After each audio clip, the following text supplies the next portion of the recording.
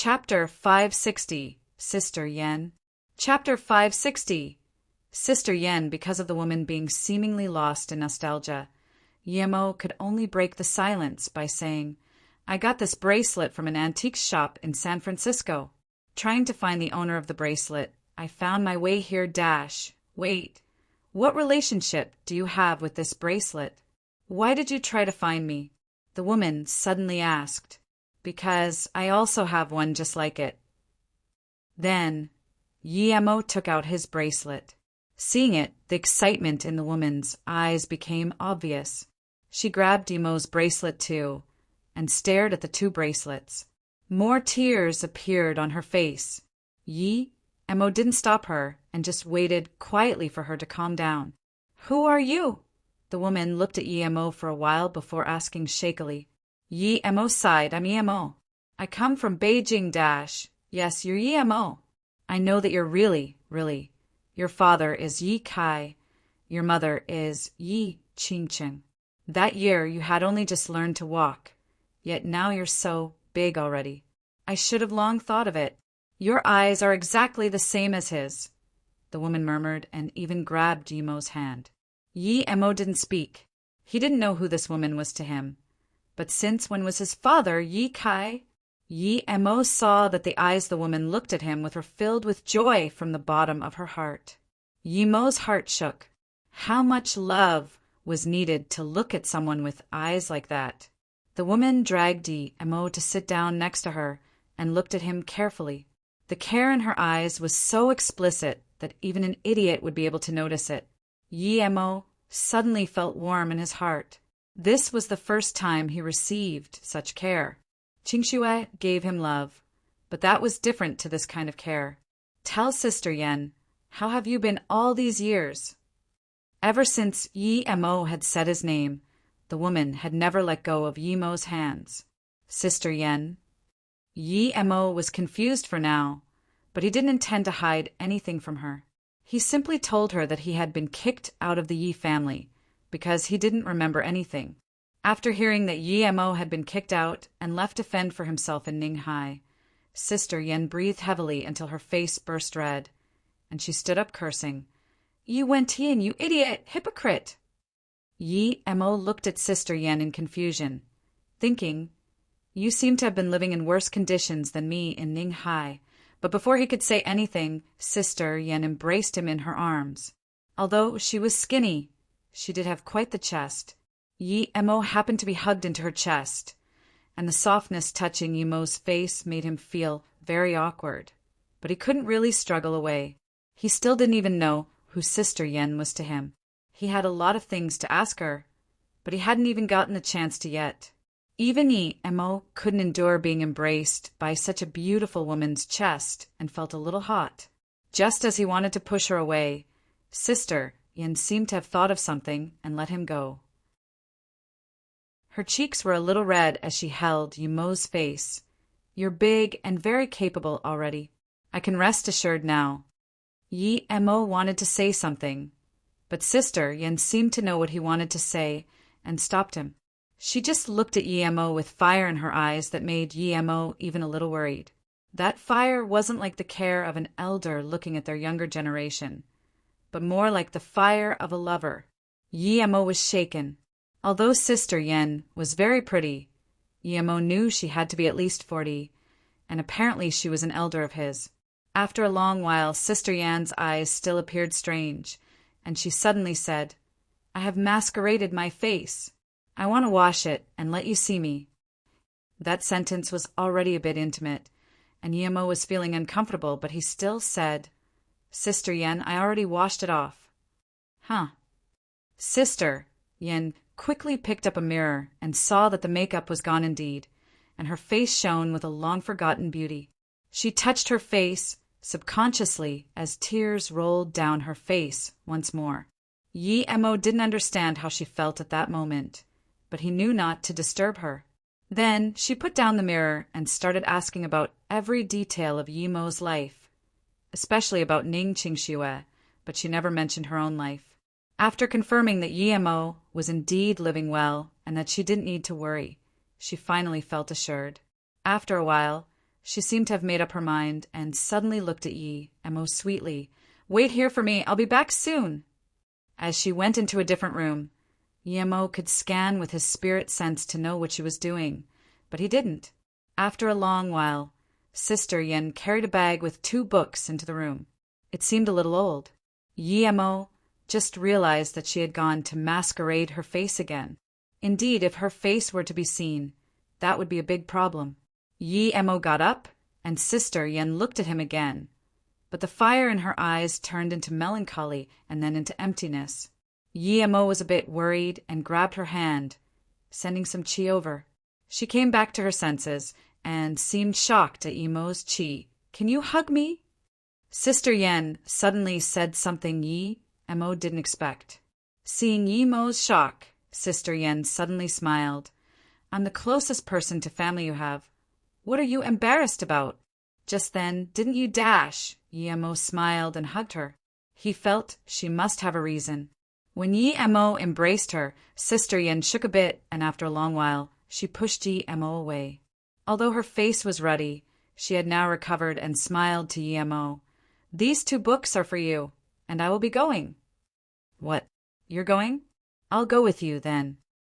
Emo understood. She would be leaving far away. Sister Yen smiled. "My greatest wish was for you to be safe. Since you're fine and have such great power, my wish has been fulfilled. Since Yi Wentian, that bastard, is already dead, he could be called lucky. However, there are still things I need to take care of myself. I can't go with you." Emo was dazed. He still had a lot of questions to ask her. He didn't even know how he was related with her. "I know what you want to ask, and I've given it to you. You don't need to worry about me, either. I can protect myself."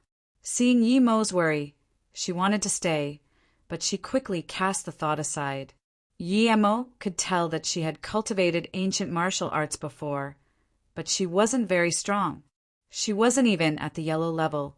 Emo had looked at her meridians and knew that the cultivation method she used was very strong, though. Seeing Emo open his mouth, Sister Yen stopped him yet again. "You don't need to try persuading me. I like going alone. After I leave, please look after Injia and Een see if you can. They are siblings I found here." Emo sighed. He knew that Sister Yen had made up her mind and that there was no use in trying to persuade her. "Oh, and I really like your wife's clothes. Thank you.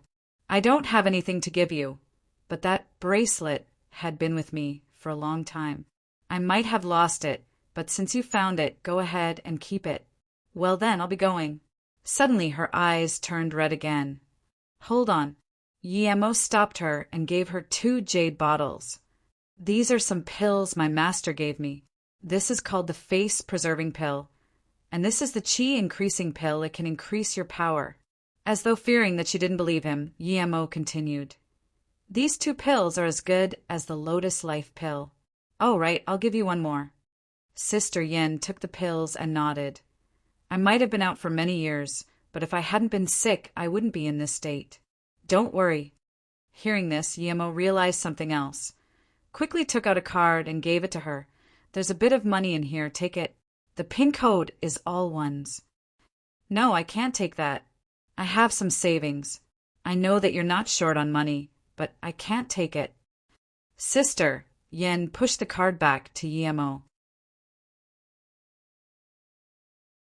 Emo knew that Sister Yen must not have much money, since she had been forced to sell even the bracelet. There was no way he would take the money back. He pushed it toward Sister Yen again and said, "Sister Yen, it really is just a small amount of money, maybe a couple of thousand dash." Emo knew that Sister Yen must not have much money, since she had been forced to sell even the bracelet. There was no way he would take the money back.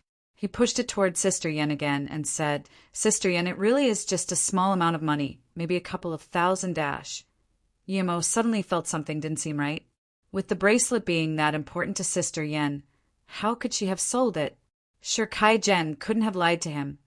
So it must be that Lu Shan who tricked Sure Kai-Jen. "Okay, I'll take it." Sister Yen smiled and took the card. She thought that if it was only a few $1,000s, it was fine to take it. Looking at her leave, Yemo regretted he couldn't stop her, but she had her own things to do. Sister Yen. Yemo couldn't help but call out her name once more.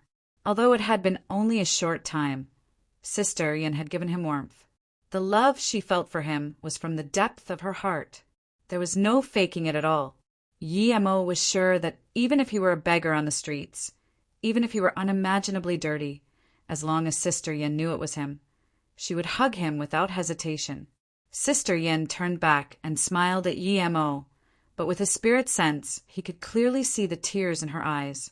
Sister Yen, I live at Luoyu City now. If you want to find me, just go there. Yemo didn't know if she would, but he wanted her to.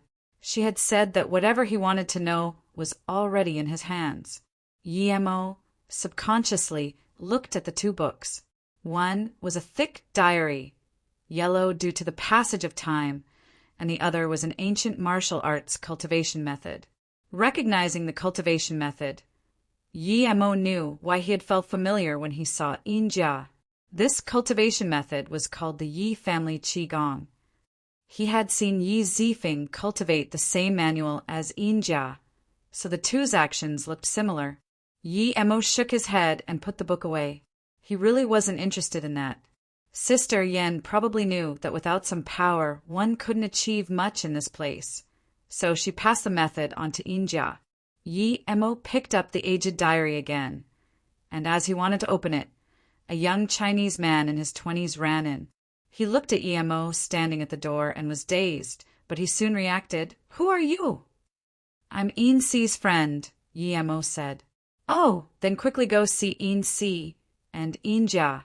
Something happened to them at the boxing ring, and I came to tell their Ani Dash." Before he finished a sentence, he noticed that the youth at the door had already disappeared. He rubbed his eyes. Did I see wrong? How could he let something happen to Injia and In-Si? He had just promised Sister Yen to look after the two, so Yemo immediately went to the underground area. It was the afternoon already, and the boxing ring was full of people. Yemo's spirit sense quickly scanned the ring. Annie and In-Si's hair was messy, and Annie's eyes were blue as though she had been punched by someone. In-Si's eyes were red, and she was holding on to Injia. Injia's mouth was bleeding, and the bones in his chest were broken. Yemo could tell that he was near death, and even if he was sent to the hospital right away, he would be paralyzed for life. But since he was already like that, why weren't they sending him to the hospital? Yemo was confused, but then In-Si's words made him realize the situation. "Please, I beg you, let my brother go to the hospital." In-Si's voice was coarse. She had repeated those words countless times. Two black-clothed men were standing in their way. "I already agreed, so let my brother go to the hospital," In-Si said. But the two men didn't have any intention of moving aside. A woman with a cigar in her mouth walked over and coldly looked at the three on the floor before slowly saying, "You may have agreed, but your auntie hasn't yet. She has to agree too." At that moment, Yemo walked over and put a Lotus Life pill in Injia's mouth. "Mr. Yemo, it's you? How did you manage to come back? Oh my, this is great." As Annie saw Yemo again, she seemingly forgot that she had been hit in the eye and rejoiced. But soon, she remembered the predicament they were in, and her face turned bitter. "What happened, Annie?" Yemo just asked that when the two black-clothed men started coming over to pull Yemo away, but Yemo didn't even turn around and simply sent out a kick. The two men were kicked away by more than 10 meters, and as though it had been previously arranged for, their legs heavily smashed into the corner of the wall at the same time. With a few cracking sounds, the two fell unconscious. The woman had wanted to say something, but seeing Yemo attack so ferociously without saying anything, she quickly retreated in fear. If this woman had come over, Yemo wouldn't mind kicking her as well, but she had hurriedly left. Yemo's actions immediately dispersed the onlooking crowd. Almost everyone understood this Chinese young man wasn't easy to mess with. As soon as he attacked, He had paralyzed 2 people. It was best not to mess with such a person. Annie looked at Yemo in shock. She didn't expect the random Chinese man she had guided a bit to be this strong. He was almost a godlike being. She soon reacted and jumped up, hugging Yemo's arm. "Oh, Mr. Yi, you're amazing!"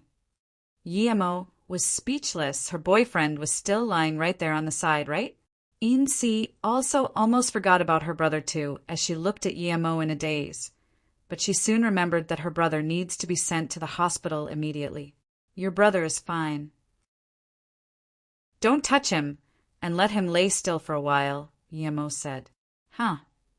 In-si knew how badly injured her brother was, and she couldn't just believe Yemo when he said In-ja would be fine, but she soon stopped her doubt.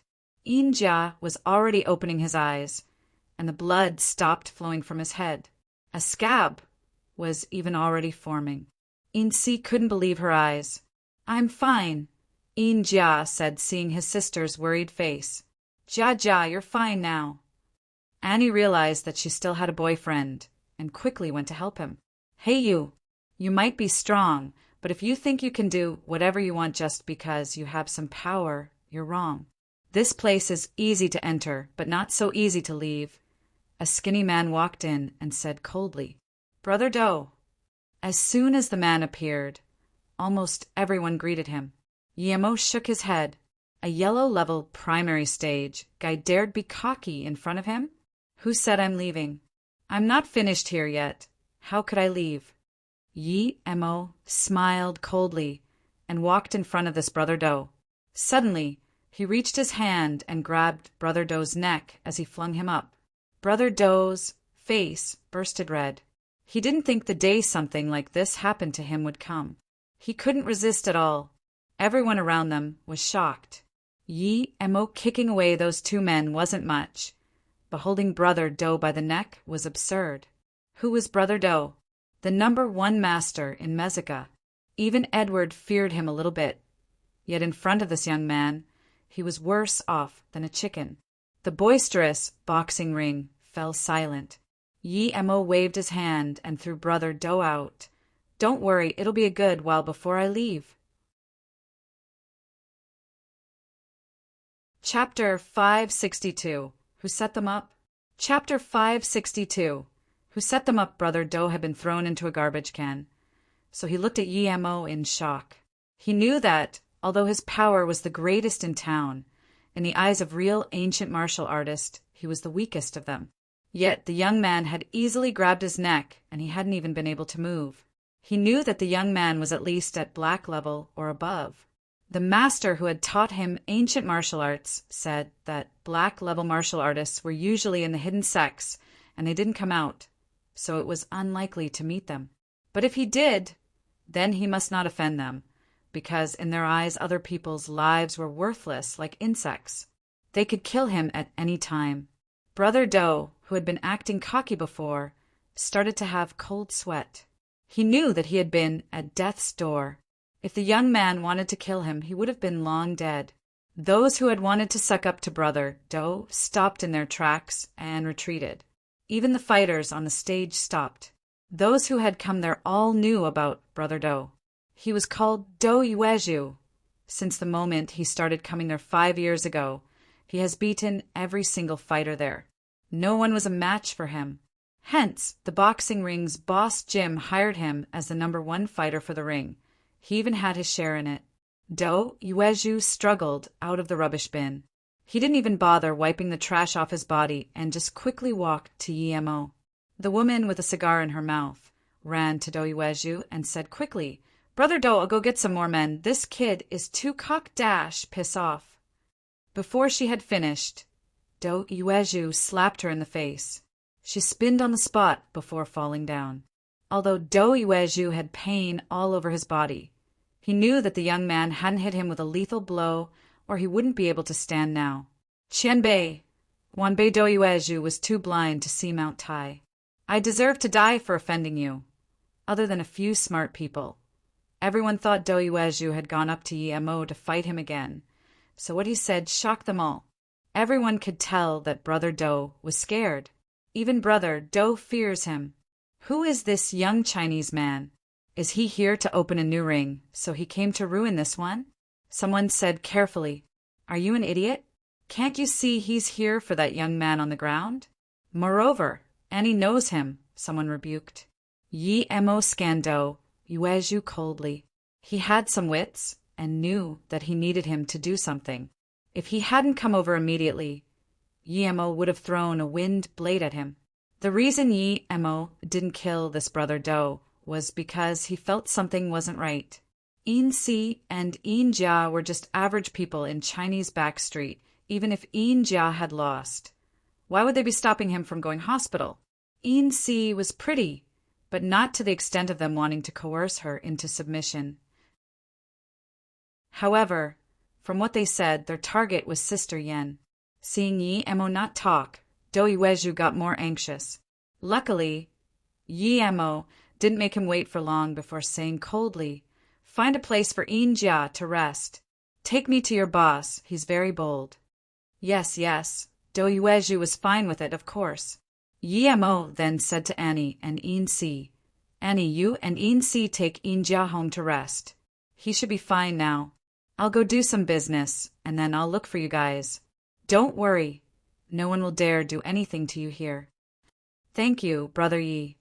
Yin Si quickly got up to thank Yi Emo. Okay. Brother Yi will wait for you, Annie said.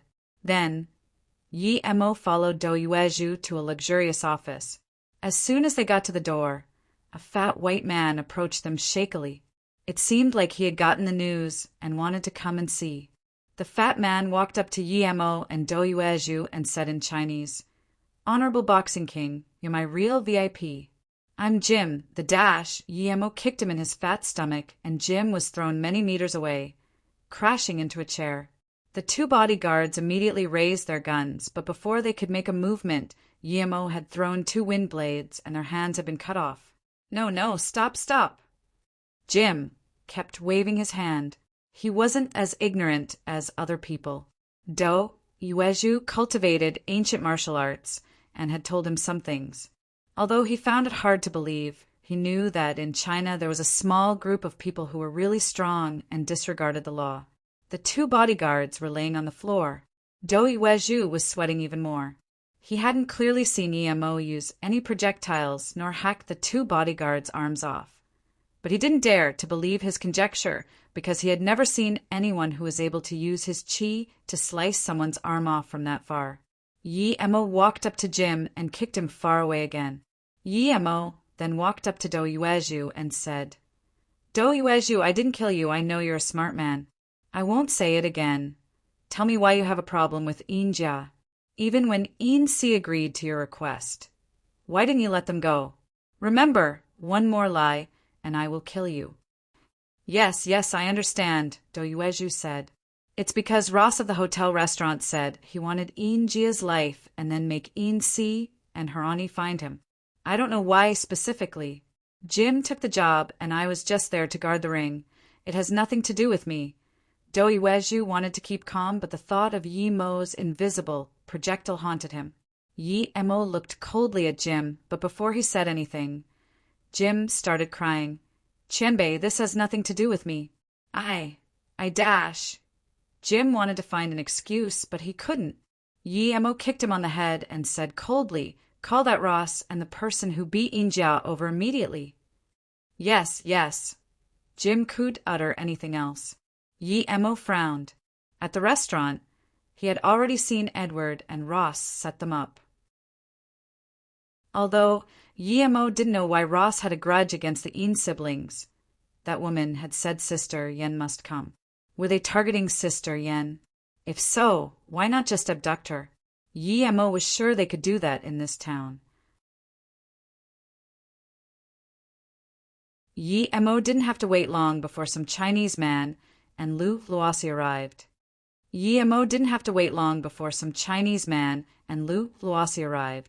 Do Yuezhu closed the door as he saw the intense killing intent in Yi Emo's eyes.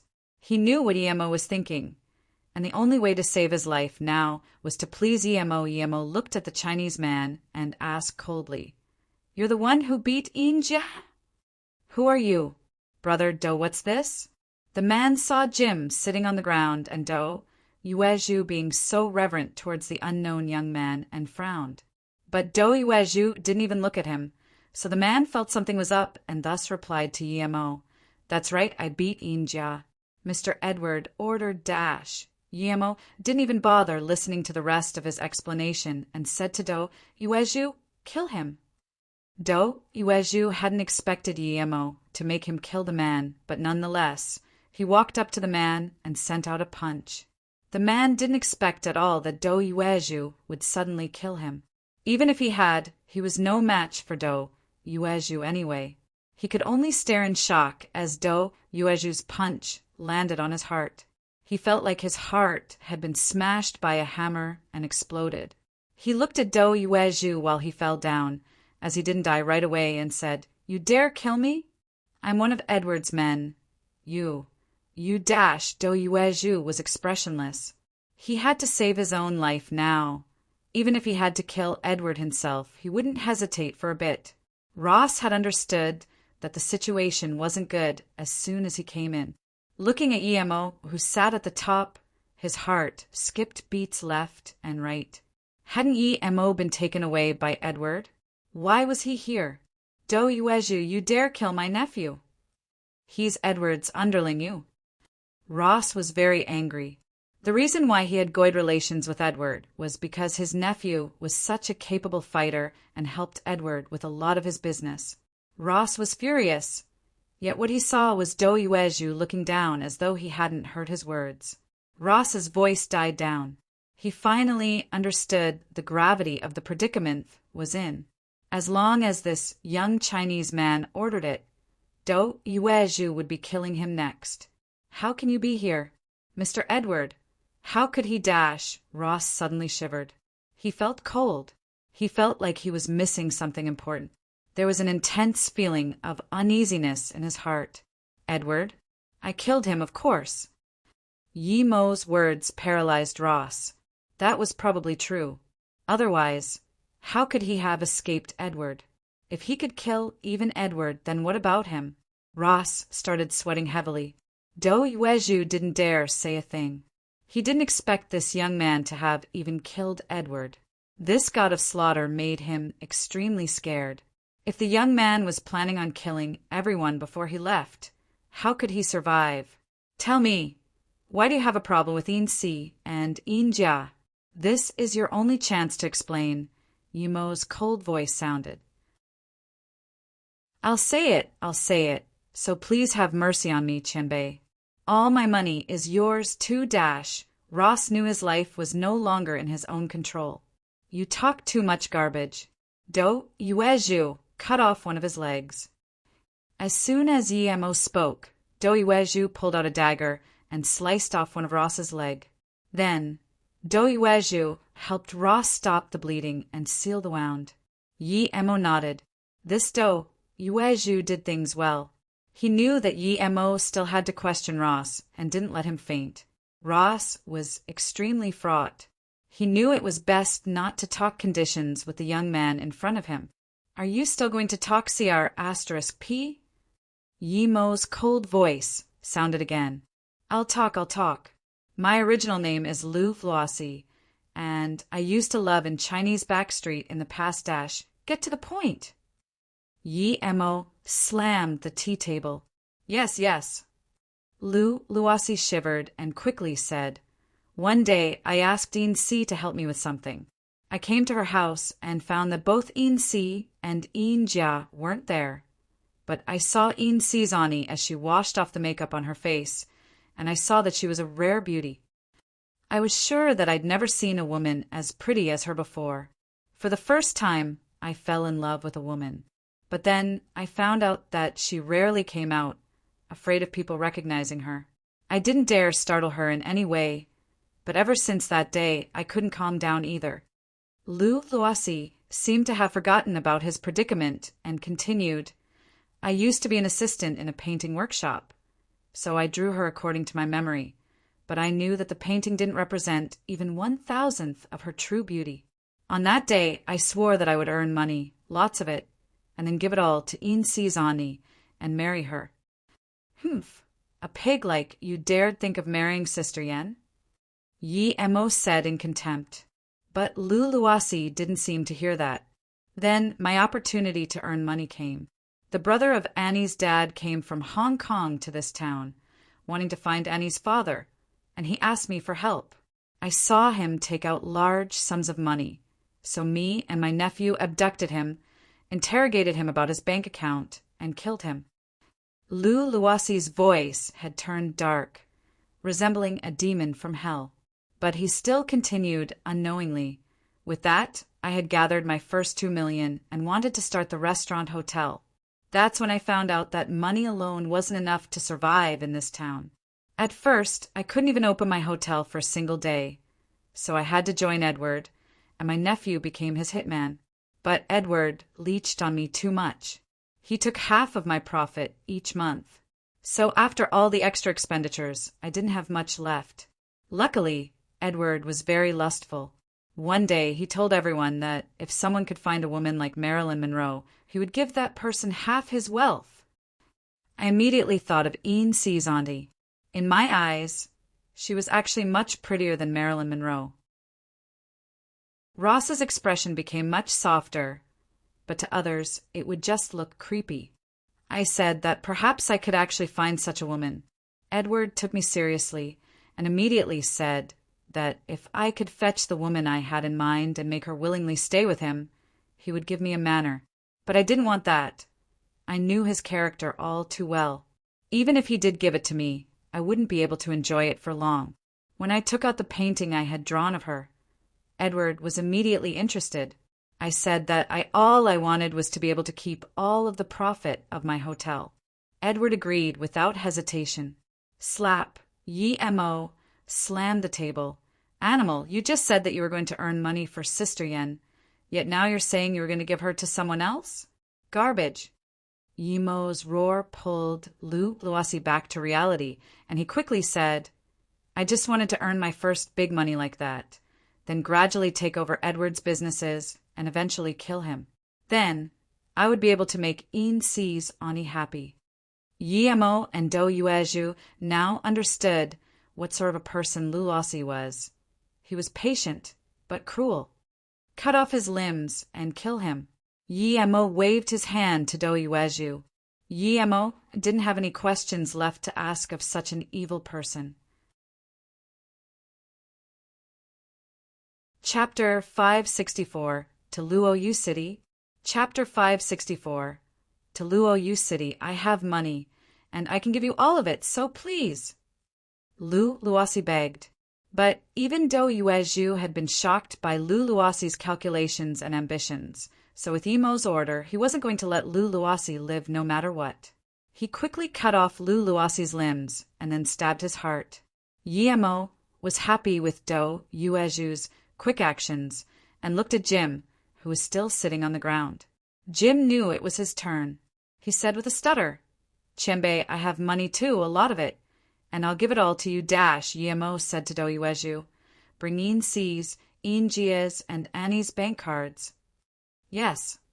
Do Yuezhu rejoiced. He knew that his live was spared now. A moment later, Do Yuezhu brought their cards. Although Annie and company didn't know why Yimo wanted them, they didn't object. If Yimo had told him to get it, they had no reason to object. And if Yimo didn't, then they had no power to object. How much money do you have? Yimo looked at him and said coldly, I have 19 million in available funds. Jim couldn't care less about his money now. He just wanted to live.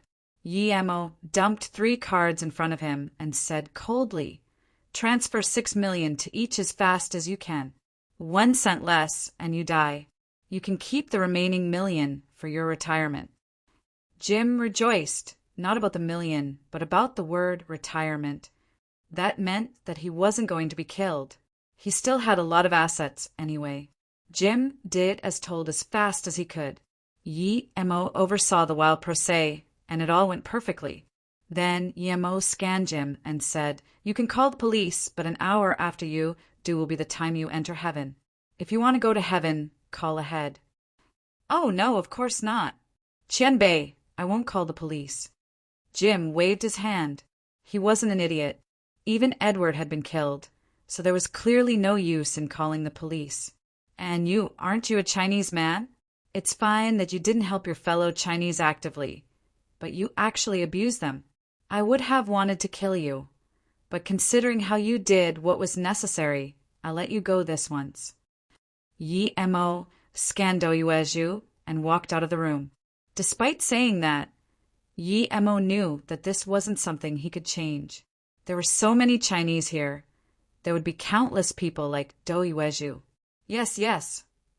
Doyueju had been sweating terribly, and finally he could sigh in relief. I'm done. Let's go. Yi Mo stood outside the room of the three waiting for him and called out. Annie was holding Yinjia and didn't say anything. When Yi Mo gave them their cards back, though, Yin-Si asked, Brother Yi, you took our cards so that they would pay us compensation? Yi Mo smiled. Yes, I made Jim compensate you guys. Oh God, Mr. Yi, no, Brother Yi, you're really kind. Annie quickly brushed past Yin-Si and rushed in front of Yi Mo, wanting to kiss him on the face. But Yi Mo predicted it and dodged her. Annie didn't mind and quickly ran to a nearby ATM. A few moments later, she screamed so loud she scared some nearby people away. What's wrong, Annie? Yin-Si and Yinjia ran over. Oh God, I'm not seeing things, am I? There are 6 zeros. This is 6 million USD. I'm a millionaire. She had gone from 0 to 6 million. What? 6 million? Yin-Si and Yinjia were also shocked. Yi Mo gave Annie 6 million? Did he like her or something? Yinjia also inserted his card and was shocked all the same. He also had 6 million. Seeing that, Yin-Si couldn't resist and also checked her card. There was 6 million on it too. That was 18 million altogether. For a long while, the three stood still in a daze. Then Yinjia said, Auntie can go back now. Let's go tell Auntie quickly. Yes, Auntie can go back. Yin-Si's hand was shaking. 6 million. That was a huge amount of wealth, and it had simply appeared in front of them out of nothing. She suddenly thought of Yi Mo and quickly walked up to him and handed the card back. Brother Yi, that's too much money. We don't dare take it. Yi Mo pushed the card back. Take it. Also, I have some things to tell you guys later. Although they properly accepted the cards afterwards, they still couldn't control their excitement. They went back to their house with Yi Mo. Where's Auntie? Yin-Si was the first to notice that her auntie wasn't there. She rarely went out. How come she had gone out that day without telling them? Do you know that your auntie is different from ordinary people?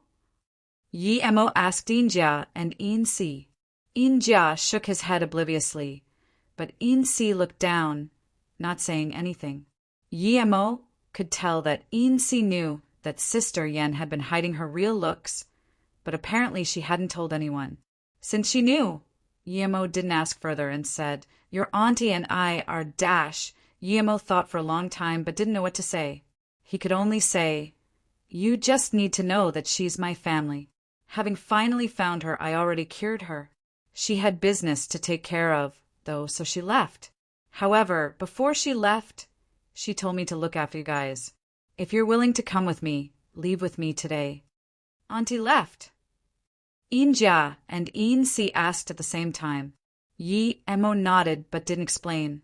Now it was up to Yin-Si and Yinjia to decide. Even if they didn't go with him, they could live comfortably with 6 million, but Chinese Backstreet really wasn't a place for staying long. Yin-Si was sure that Yi Mo wasn't lying to them. If he had something to lie about, he wouldn't have had to give each of them $6 million. Yinjia and Annie could only look at Yin-Si now. Although she was only a few years older, she was the best person to make the decision. Brother Yi, we know very little of the world. Ever since I was 10, Jia and I have been living with Auntie. Auntie even gave us our names. Without her, we wouldn't be alive. Since Auntie told us to go with you, we'll go with you. Yin-Si didn't know what to do either, but she knew that they couldn't stay there. Yi Mo thought of that diary Sister Yen had given him. He didn't have time to look at it before. He opened it now and found a letter for Een Si and Een Jia inside. Yi Mo breathed out in content. With that, they should firmly believe him. Een Si took the letter and looked at it. She nodded. Yi Mo wasn't lying to them. Her auntie had left that letter for them, and in it, she told them to go with Yi Mo. Annie looked at Een Si and Een Jia. What would she do after they left? Where are you guys going? Annie asked worriedly.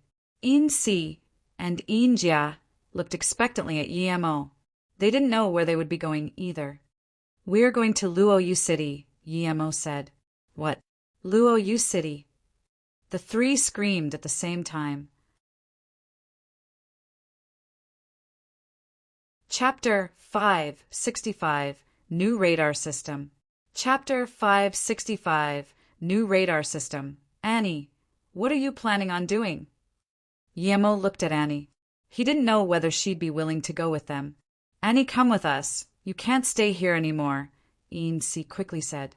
Annie looked conflicted. But my dad! After Een Si explained it, Yi Mo understood that Annie's dad was an alcoholic and had drunken the family into bankruptcy. Yi Mo shook his head and said, Go explain the situation to her dad. If he wants to come along, then we can leave immediately, and if not, then never mind. I'll wait for you here. After the three went out, Yi Mo went into Sister Yan's room. It was a very simple room with just a bed and a mirror. Yi Mo sighed in front of the mirror, wondering how many times Sister Yan had done the same over the years. Now, she could finally do some of the things she had to do. Yi Mo didn't stop her, because everyone had their own trouble to take care of. Sister Yan hadn't had freedom before, but she did now. The sky-blue quilt on the bed was old but washed clean, and you could even smell a faint aroma come from it in the small dark room. Yi Mo shook his head and stored the mirror and bed into his ring. Sister Yan had used these things so he would keep them. Suddenly, Yi Mo noticed a paper slip fall from under the quilt, and he picked it up. It had some words on it. Beauty ages easily while yearning is slow to fade away. Yi Mo was dazed. Who had Sister Yan been yearning for? Did someone as pretty as her even need to yearn for someone? While Yi Mo was being dazed, Een Si and Annie's voice sounded outside.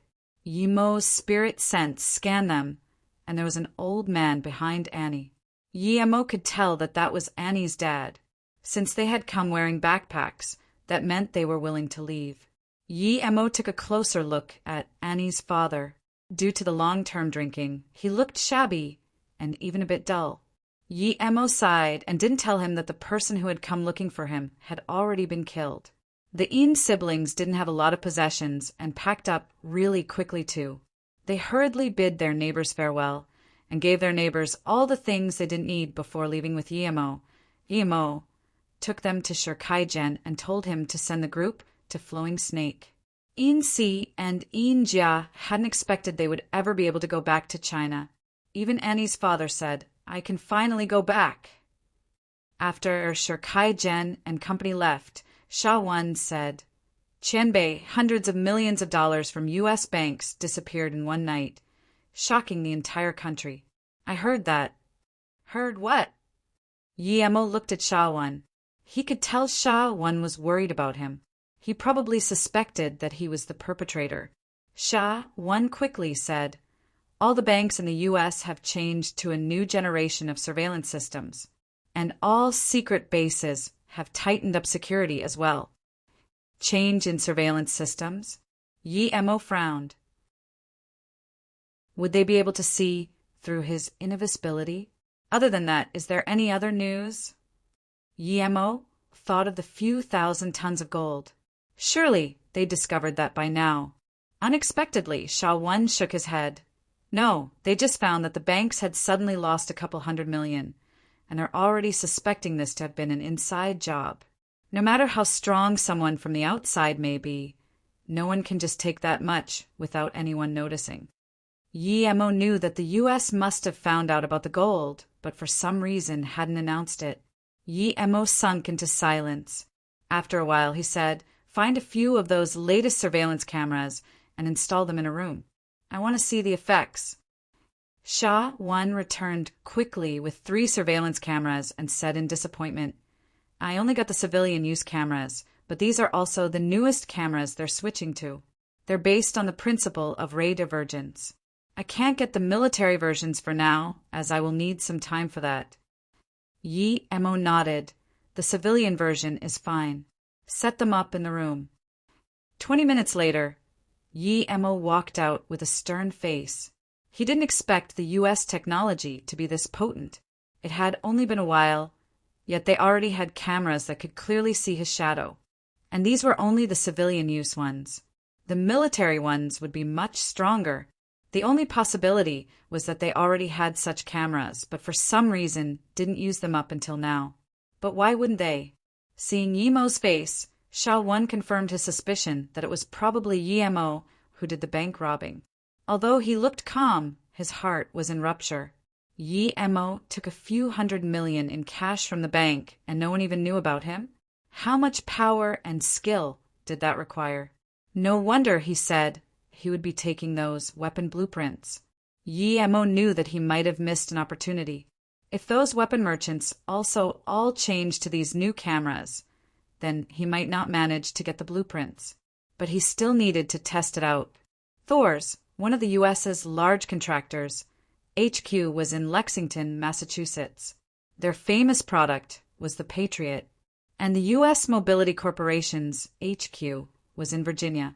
It was said to be the place where the Virginian nuclear sub had been created. It was also the home of Northrop Grumman, the creator of the B-2 bomber, one of which was said to be worth $1 billion, and of Lockheed Martin, creator of the F-22 and F-35 stealth bomber, etc. What a pity, Yi Mo sighed. It had only been 2 days, and the U.S. had reacted this quickly? Is there any other news? Yi Mo felt that he had only been hearing bad news today. Sha Wan knew what Yi Mo wanted to know and said, according to some websites, the new camera uses some special ray convergence and divergence to capture things the eye can't see. The reason why the U.S. was hiding this technology was because they were the first to invent it and didn't want to expose it too early.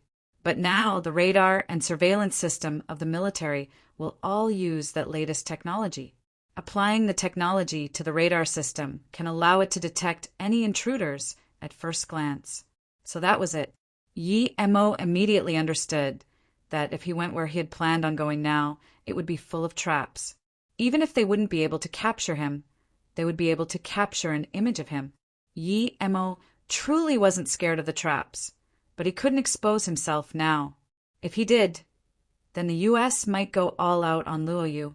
It seemed he could only go back for now and cultivate and wait for the technological development of Luoyu. But Yi Mo had to at least go check things out to see whether they had really changed their radar system to the latest one. If they did, and he had never found out, that wouldn't have been good.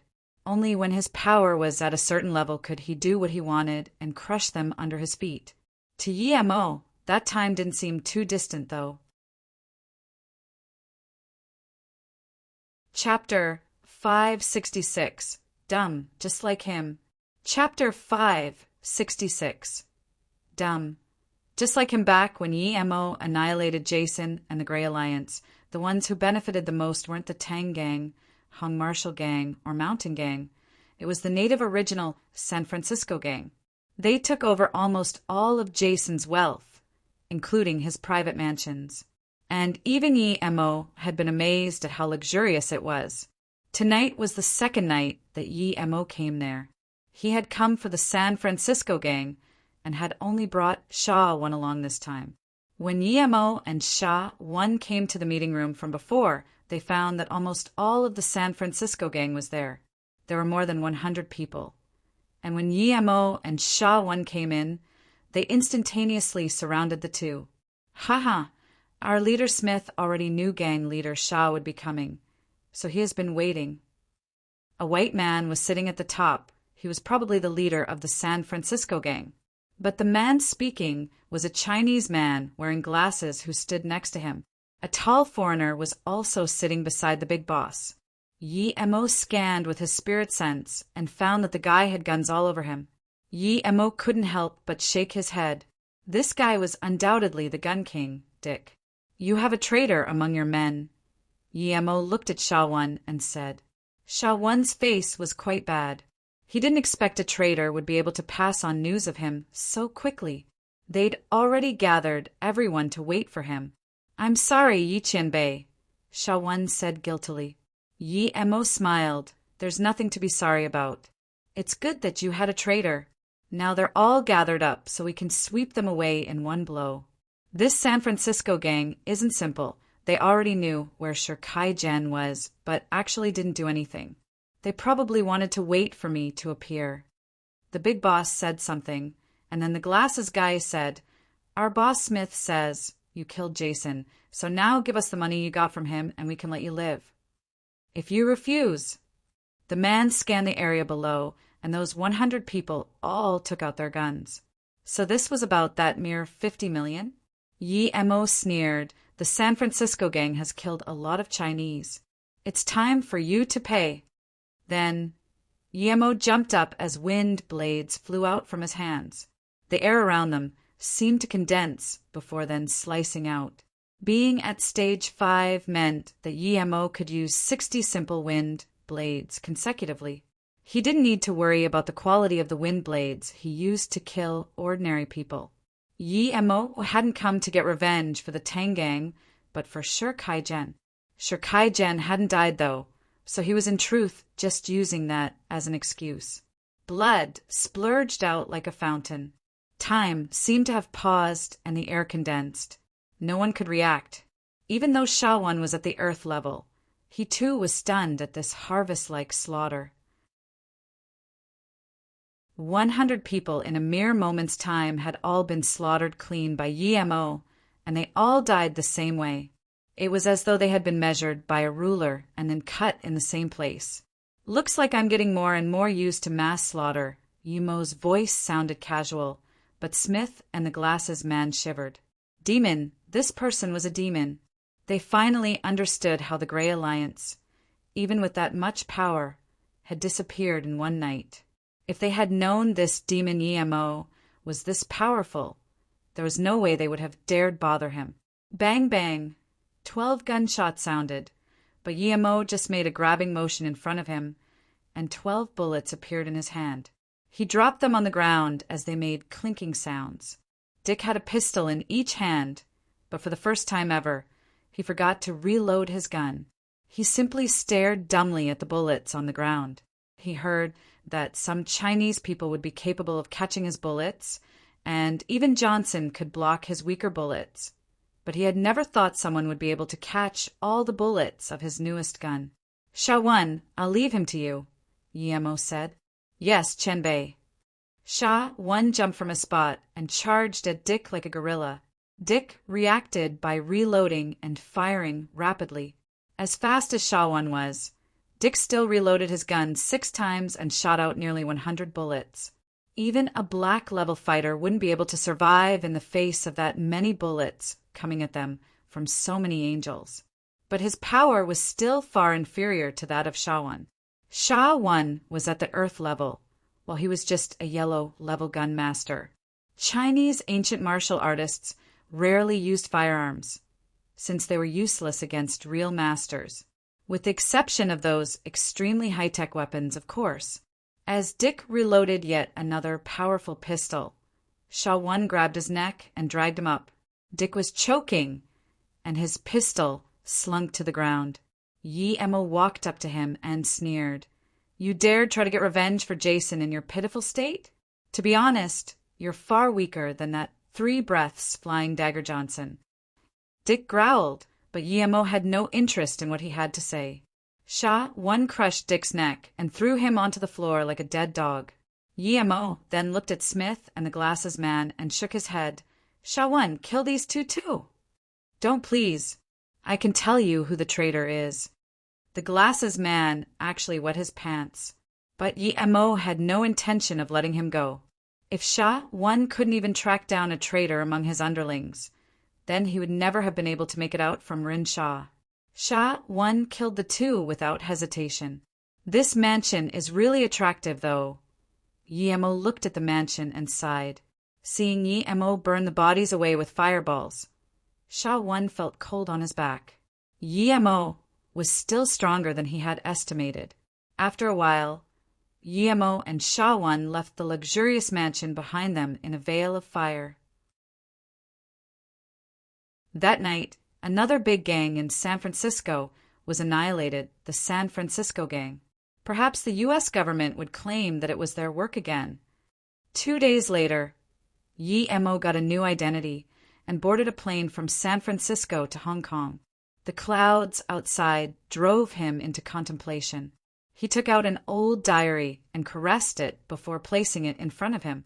Yi Mo slowly flipped open to the first page.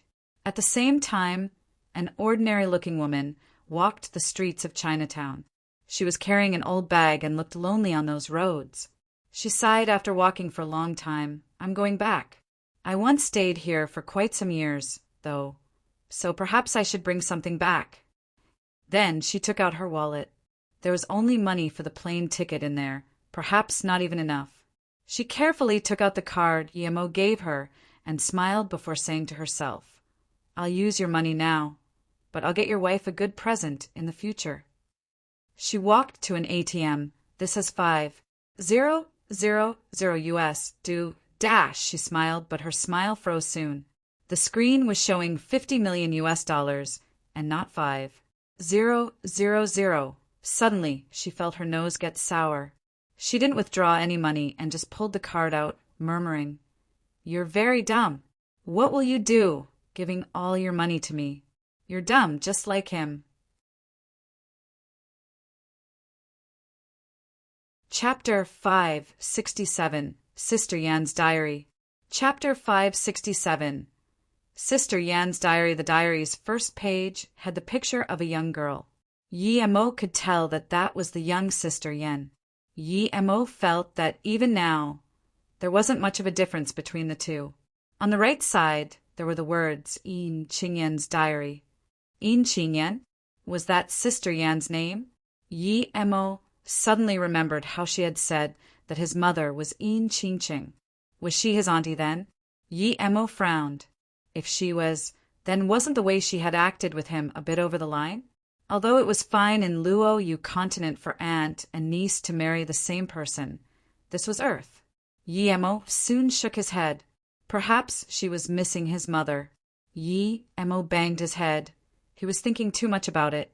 After having done that with Song Yangzhu and after living with Ning Qingxue daily, his thinking seemed to have become dirty. Yi Mo shook his head and flipped to the next page. The words were much more obscure and crooked. Yi Mo suspected a little kid must have written it, and there wasn't much content. 1980, the 8th of April, a sunny day. Today we were at the Mao Ci Wan marketplace. My dad and sister brought me along, and I used the money Dad gave me to buy a diary.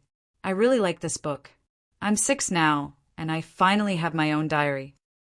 Afterwards, there were some trivial things, like the things she did with her sister. From her words, it would seem that her sister protected her a lot. 1981, the 25th of January, a snowy day. A big brother came to our family. He's a few years older than sister. AMD, he became our martial brother. We call him Yi Kai. 1982, the 16th of February, a sunny day. Dad always liked to make us practice martial arts every day, but I didn't like it. I only liked that ancient music instrument. Later on, martial brother and sister practiced martial arts, while I practiced music. At the start, my dad would tell me off, but later on, he didn't say anything and supported me instead. 1982, the 27th of March, a rainy day. A friend of Dad's came over. He said I was very talented and said I should participate in a tournament and I can win #1 in the country for the young generation. He wanted me to go to Beijing, but I didn't want to. Dad just asked me, and afterwards declined that person's offer. 1983, the 19th of November, a cloudy day. I wasn't in a good mood today. I have the feeling that the music I play isn't good at all. I feel Dad's mood also isn't good. 1984, the 21st of June, a cloudy day. Marshall brother and sister are both very nice to me, perhaps because I'm the youngest. When there is good food or good toys, sister lets me have a pick first. Sister never fought over anything with me. Dad is also very nice to me and has never criticized me, but he always reproaches sister. Sometimes she would even cry, and he always lets me pick the good stuff first before letting sister choose. That's why I've been thinking, is sister not his real daughter? The plane suddenly shook a bit, so Guillermo sent out his spirit sense. There was some turbulence. A flight attendant still pushed her trolley over and looked at Guillermo and asked, "Sir, do you need anything to drink?" "Sure, I'll have a cup of orange juice," Guillermo said casually and took the orange juice from her. Then, as he subconsciously glanced at this flight attendant, he smiled intriguingly. He noticed that there was a pistol under the trolley. The flight attendant saw Guillermo smile and blushed. She was very pretty, and she knew that those who could fly between Hong Kong and San Francisco were usually rich people. The young man who smiled at her was quite good-looking, and the main thing about him was that he had a certain special temperament. At that moment, she even forgot to keep going. Guillermo patted her trolley and quickly grabbed the pistol under the trolley, and he destroyed the internal structure while leaving a spirit sense mark on it before putting it back. He originally thought the pistol belonged to the flight attendant, but apparently it was not. She didn't even know there was a pistol there. Guillermo put the diary away. He could look at it after he went back. Since he found a pistol, something had to be wrong with this plane. Guillermo thought of Ning Qingshue's plane that had also been between Hong Kong and San Francisco. The flight attendant quickly pushed the trolley further down the aisle and gave a cup of coffee to some man. Guillermo kept his spirit sense scanning around. But even after the flight attendant had pushed the trolley all the way back and forth, no one had taken the pistol. Guillermo was confused. Did someone forget the pistol there, or did it belong to the flight attendant after all? The flight attendant stopped the trolley, and she started chatting with other flight attendants. There were 5 of them altogether. Guillermo retrieved his spirit sense. He had marked the gun anyways and would know who took it. "Are you going to San Francisco on holiday?" The person sitting next to Guillermo broke Guillermo's train of thought. Guillermo just then took a proper look at him. It was an old man in his 60s. He looked like he was in good spirits. But Guillermo knew that this old man was about to die. Guillermo was curious to see what disease he had. Why would he still travel to the U.S. when he was about to die? The old man's condition was very strange. Although Guillermo didn't use his qi to check the old man's body, his spirit sense was usually enough to see what the disease was. But this time it wasn't. If it wasn't for him being able to sense the death qi circulating around the old man, he wouldn't even have known that the old man was sick. Guillermo smiled and replied, "You could say that. I went to find someone, and then I went around here and there." He wasn't interested in talking to this old man. He just felt the old man's condition was strange, but it didn't matter to him that much. "Young man, you seem quite strong. You're probably from an ancient martial arts family, right? About that gun, I'm sure that it doesn't belong to you. But you know that since someone put a gun there, it means that he has other plans. The passengers are innocent, so why did you put the pistol back?" The old man's words shocked Guillermo. Guillermo immediately focused and properly scanned the old man with a spirit sense. He really didn't have any power qi inside of him. How could someone like that see through Guillermo's actions? Even though he didn't intentionally try to mask his movements with magic, he was sure that even most black levels wouldn't be able to see his actions. Yet the only thing the old man didn't see was that he had damaged the gun. "You're very strong too. You could tell that I touched the pistol, so you're probably not going to San Francisco on holiday, right?" Guillermo's voice went cold. He even suspected that the old man had spirit sense, and that he might be a cultivator as well, one far stronger than him at that. When it came to ancient martial artists, even if they reached a state Guillermo didn't know about. He would still be able to know how strong they were, because they couldn't hide their chi waves from his spirit sense. But it was different for spirit chi cultivators. If their power far surpassed his, he wouldn't be able to tell there was anything abnormal about them. Haha, don't worry. I'm just a useless person who can read a bit if feng shui, the old man explained. There was no way. Yi Mo was still doubtful, but he didn't question the old man. Seeing that Yi Mo didn't speak, the old man said again, "Young man, if you don't mind, I can look at your palm for you." Yi Mo wanted to just reject the old man, but thinking about how the old man had been able to notice his actions, he changed his mind. As soon as Yi Mo reached out his hands, though, a young man at the back stood up and said, "Grandpa, your body isn't well. You shouldn't do that." Yi Mo didn't turn back, but he did scan the young man. He was only in his 20s, but also had death chi surrounding him, even though it was much fainter. The old man waved his hand. "Shao Ku, don't worry, I know."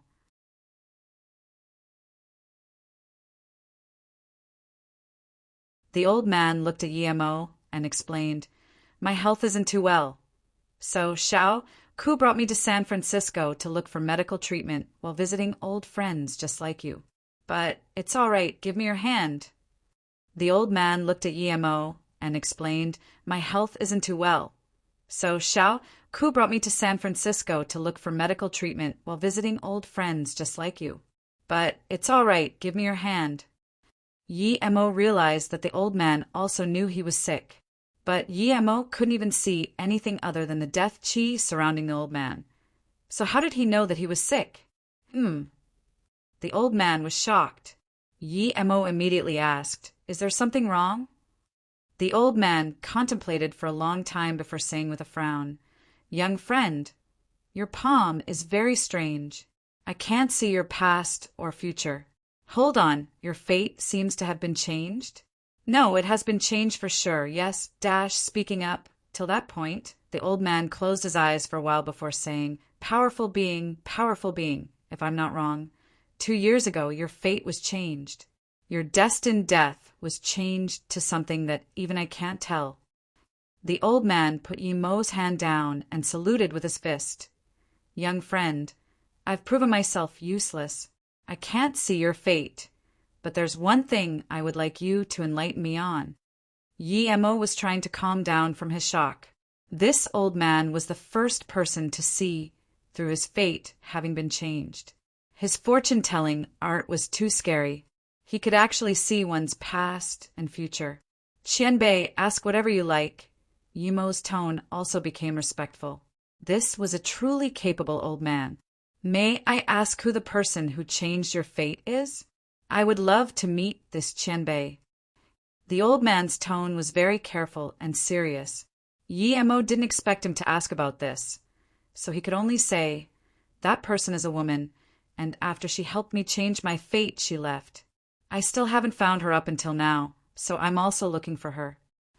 As the old man heard this, he looked disappointed. After a long while, he said despondently, "I, Meng Jushan, am a frog at the bottom of a well. I thought myself to be at the pinnacle of fortune-telling, yet now I came to realize again that there's always a taller mountain. Such power is not something I can see through." The 2 people in the row in front heard those words and turned around immediately. One of them was a middle-aged woman, and the other was a young girl.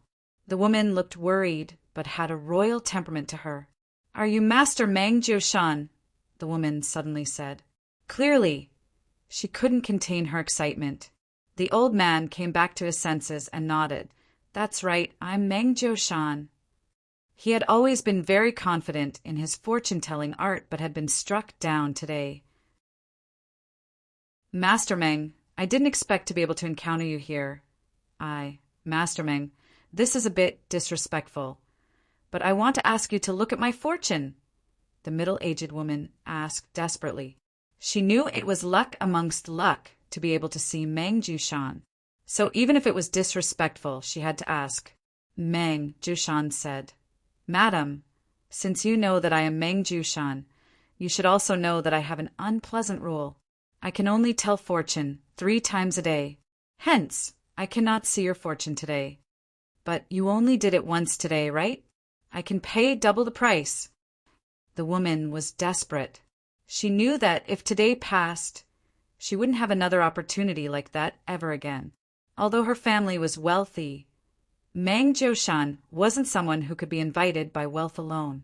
As soon as the woman said this, Meng Jiushan's face sunk. It was as though he did fortune-telling for money. He didn't ask for money from Yi Emo at all, and Yi Emo didn't propose to give him money either. He was very happy with what Yi Emo did. Yet, this woman spoke about money immediately. This made him unhappy. If he were to need money, where couldn't he earn it? Sensing Meng Jiushan's displeasure, the middle-aged woman realized her mistake and quickly apologized. Sorry, Master Meng. I didn't choose my words carefully. Please forgive me. Meng Jiushan waved his hand. Don't worry about it, but I really did fortune tell 3 times today, so maybe next time. Then he stopped talking. The young woman beside her suddenly said, Mom, these fortune tellers are just liars. Dad, and I told you so many times, but you don't believe us. We'll go back and think of something else. Xiao Yin, don't say that. Master Meng is one of the 3 most famous masters in China. How can you say that? The woman reproached immediately. Yi Emo looked at the middle-aged woman and could tell that she was sick too. Her eyes seemed tired and her breathing uneasy. Yi Emo didn't look too carefully, though, because she was still a woman. Sir, I have some things I wish to ask Master Meng about. Can I switch seats with you for a bit? The woman asked. Yi Emo sighed. He could tell this woman was well-mannered, so someone like her persisting after being rejected meant that she really was worried about her condition. As Meng Jiushan heard her words, he just shook his head. Usually, Yi Emo would have switched with her, but this time, Yi Emo also had some questions for this Meng Jiushan. He felt like Meng Jiushan was very extraordinary. He needed to know why Meng Jiushan could tell his fate had been changed. He didn't want to let other people be able to see stuff like that casually in the future.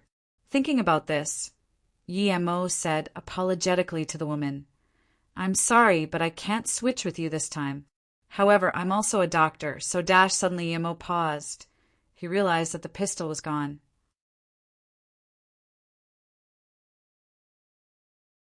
Yi Emo sent his spirit sense out, and soon found his spirit sense mark. Yi Emo sent his spirit sense out, and soon found his spirit sense mark. Meng Jiushan looked at Yi Emo strangely and thought, This woman wants to swap seats with me because she wants me to look at her fortune. What has that got to do with you being a doctor?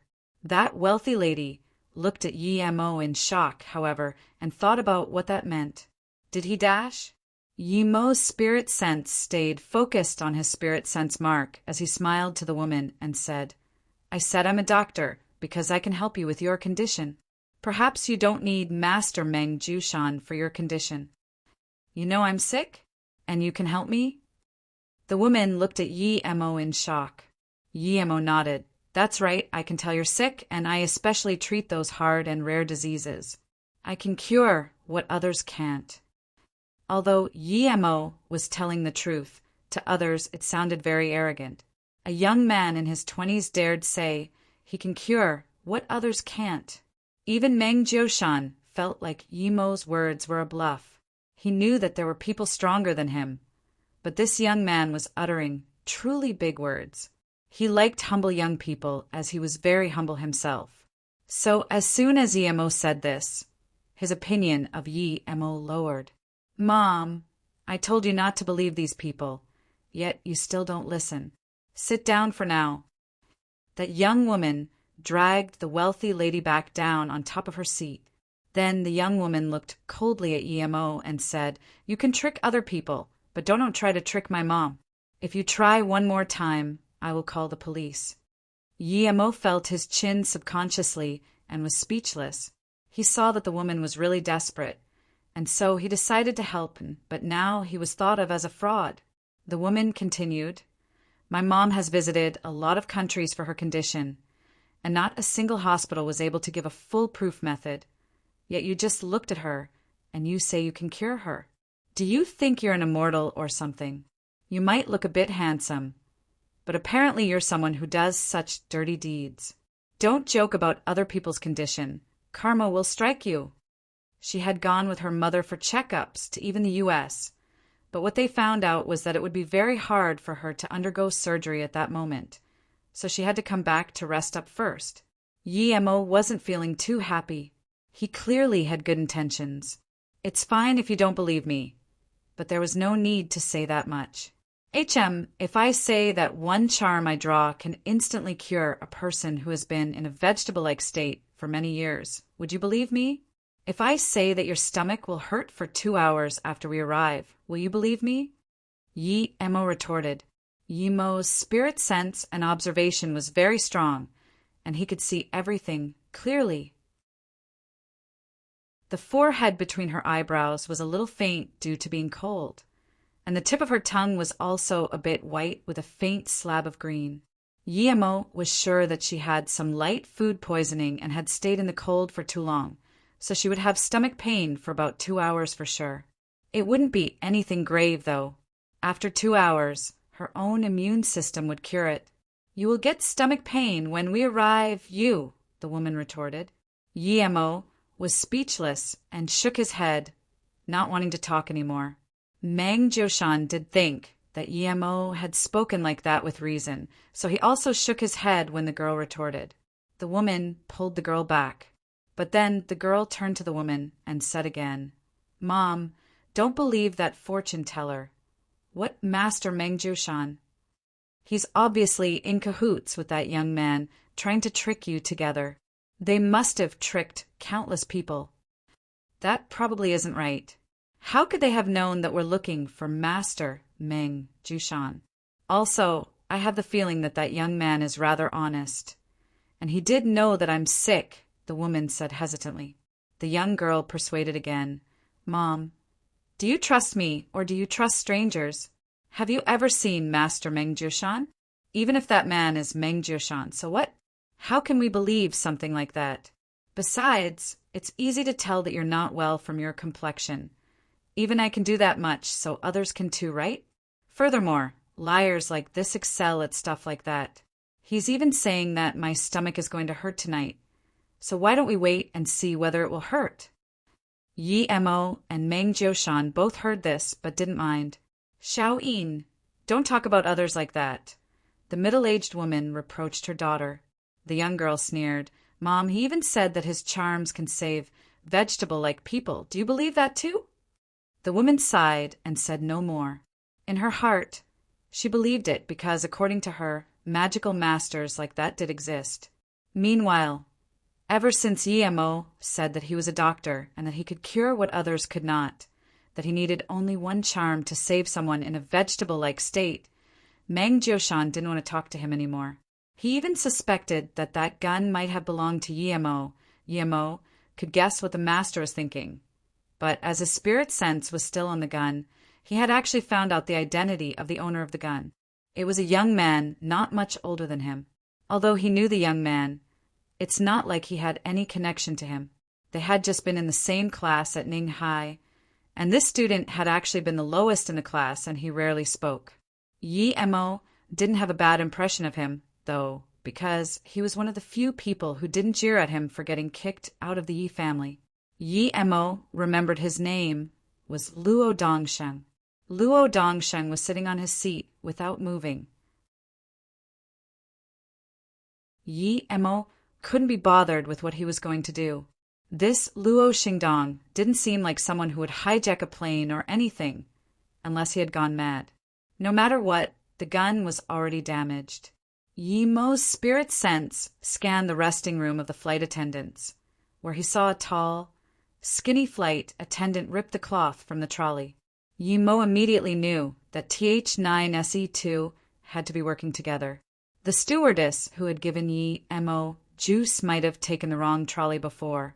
A few hours later, it was time for food, and the flight attendants gave boxed meals to the passengers.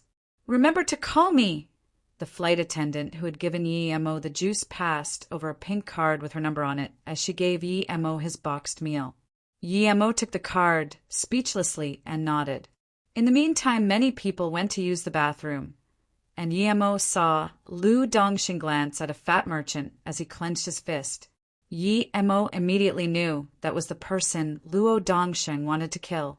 What Yemo didn't understand was why he would do it on the plane.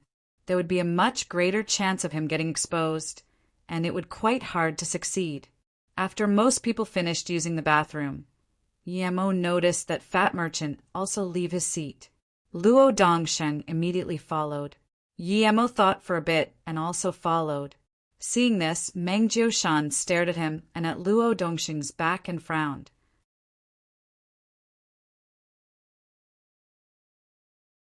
Chapter 570. Group of Frauds. Chapter 570. Group of frauds. Because he knew Luo Dongxing and because they had been classmates, Yemo didn't want him to be pointing a broken gun at people. He quickly walked over to Luo Dongxing and repaired the gun before quickly putting it back. Yemo did this very rapidly, and Luo Dongxing didn't notice at all. All his focus was on the fat man in front of him. Luo Dongxing saw that fat man go to the toilet and all of a sudden squeezed in with him. "Who are you? What do you want?" The fat man wasn't dumb and immediately knew something was up. "If you scream, I'll shoot." Luo Dongxing pointed the gun at the fat man's temples. "Who the hell are you?" The fat man wad, sweating a little, but he was rather calm. Luo Dongxing ignored him and gave him a bank card, coldly demanding, "Transfer 5 million onto this account immediately and don't play any tricks. If you take longer than 3 minutes, I will shoot. All I have is my little life. So scream all you want if you want to die together, I don't care." "Don't get agitated. I'll transfer it immediately," the fat man said and took out his phone to perform the transfer. "There's no signal," the fat man said shakily. Luo Dongxing sneered. "Give me the card and tell me the password." The fat man answered Luo Dongxing without hesitation. Yemo felt like the man had given his stuff away too easily and suspected that the fat man had something up his sleeve. Probably if Luo Dongxing went to withdraw money from that account, he would be exposed. Surely Luo Dongxing wouldn't be that stupid, right? Yemo sensed that Luo Dongxing's hand was shaking. He shook his head. This was likely Luo Dongxing's first time doing anything like it. Luo Dongxing took the card and his hand started shaking even more. He said coldly, "1 year ago, you and a police officer raped a girl called Xiaoyan. When she went back home, she committed suicide. Today, I will get revenge for Xiaoyun at the same place." "Xiaoyun, rest in peace." Luo Dongxing then fired while covering the fat man's mouth. Yemo shook his head. Luo Dongxing wasn't too dumb at least. He had fired quite quickly and even covered the fat man's mouth so that he wouldn't scream. Yemo went back to his seat. Seeing this, Meng Jiushan suddenly said, "You didn't do anything. So why did you go over? To watch a show?" Yemo knew that Meng Jiushan was capable, but he didn't understand why Meng Jiushan seemed sure that he himself hadn't been responsible for killing anyone. Hasn't his impression of him become pretty bad? Yemo didn't reply to the question and said instead, "Mr. Meng, I said before that I'm a doctor. Regardless of whether you believe me or not, your checkups in the U.S. won't be useful. Your condition will not be able to be diagnosed. But I really wonder, how did you know that you're sick?" Meng Jiushan heard this and was shocked. Had he been mistaken? Was this young man really a master? But how was that possible? Usually the older a doctor was, the more skilled he would be. Yemo was only in his 20s. Furthermore, he had seen many ancient martial arts masters, but none of them had been able to tell that his condition wasn't something a hospital could diagnose. "Mr. Meng, if I say that I can cure you, would you believe me?" Yemo suddenly spoke again. "You."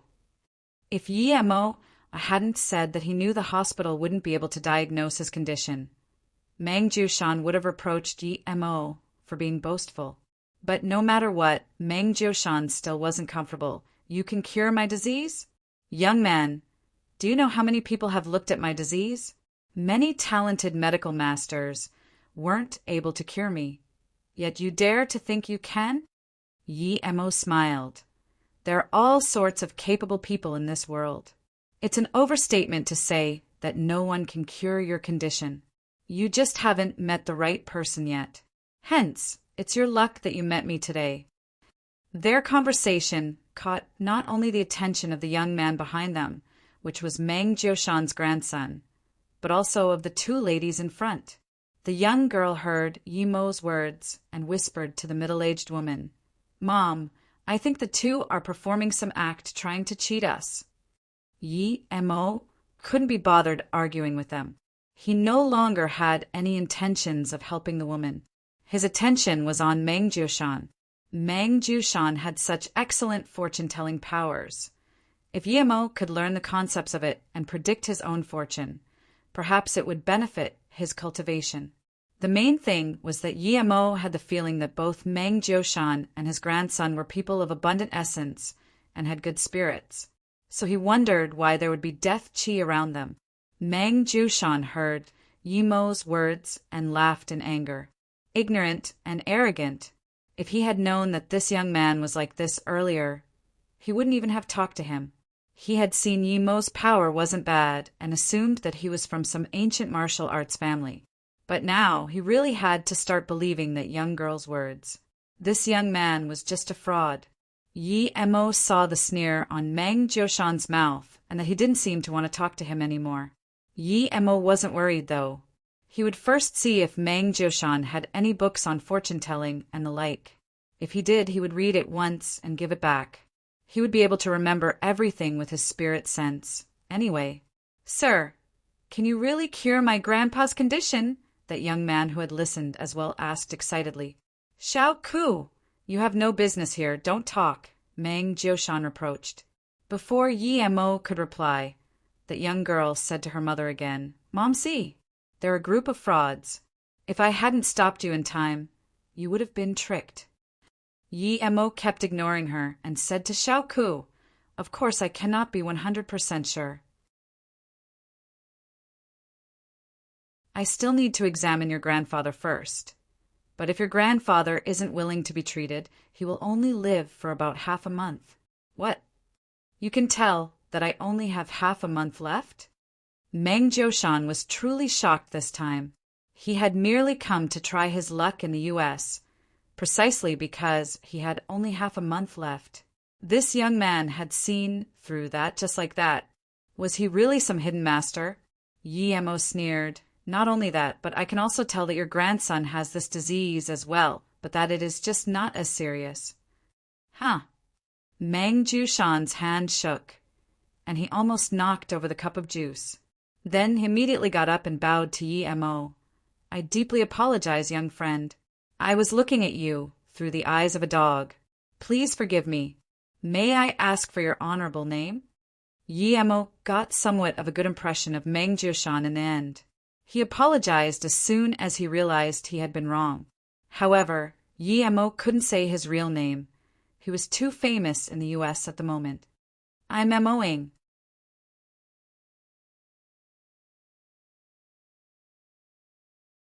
Yimo waved his hand. "No problem." Yimo waved his hand. "No problem." "Grandpa, this dash." As Xiao Ku saw that Yimo could even see when his grandpa would be dying, he rejoiced. If Yimo could really cure his grandpa's condition, then their family could finally be freed. "I was rude before," Meng Jioshan interrupted his grandson. He knew what his grandson was going to say, but it was better for him to say it. However, he was a little embarrassed. Yimo continued, "Master Meng, I said I will treat you, and so I will.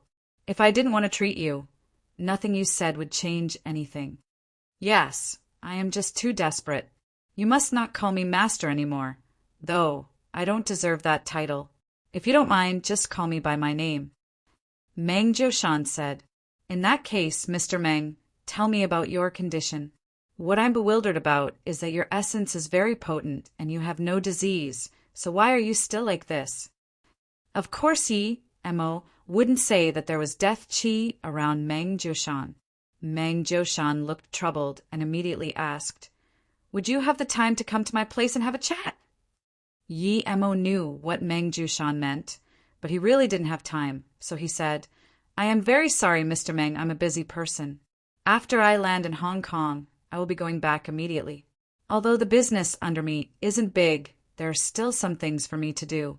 If you are willing to say it, then please say it here and now. If not, then I can't help you."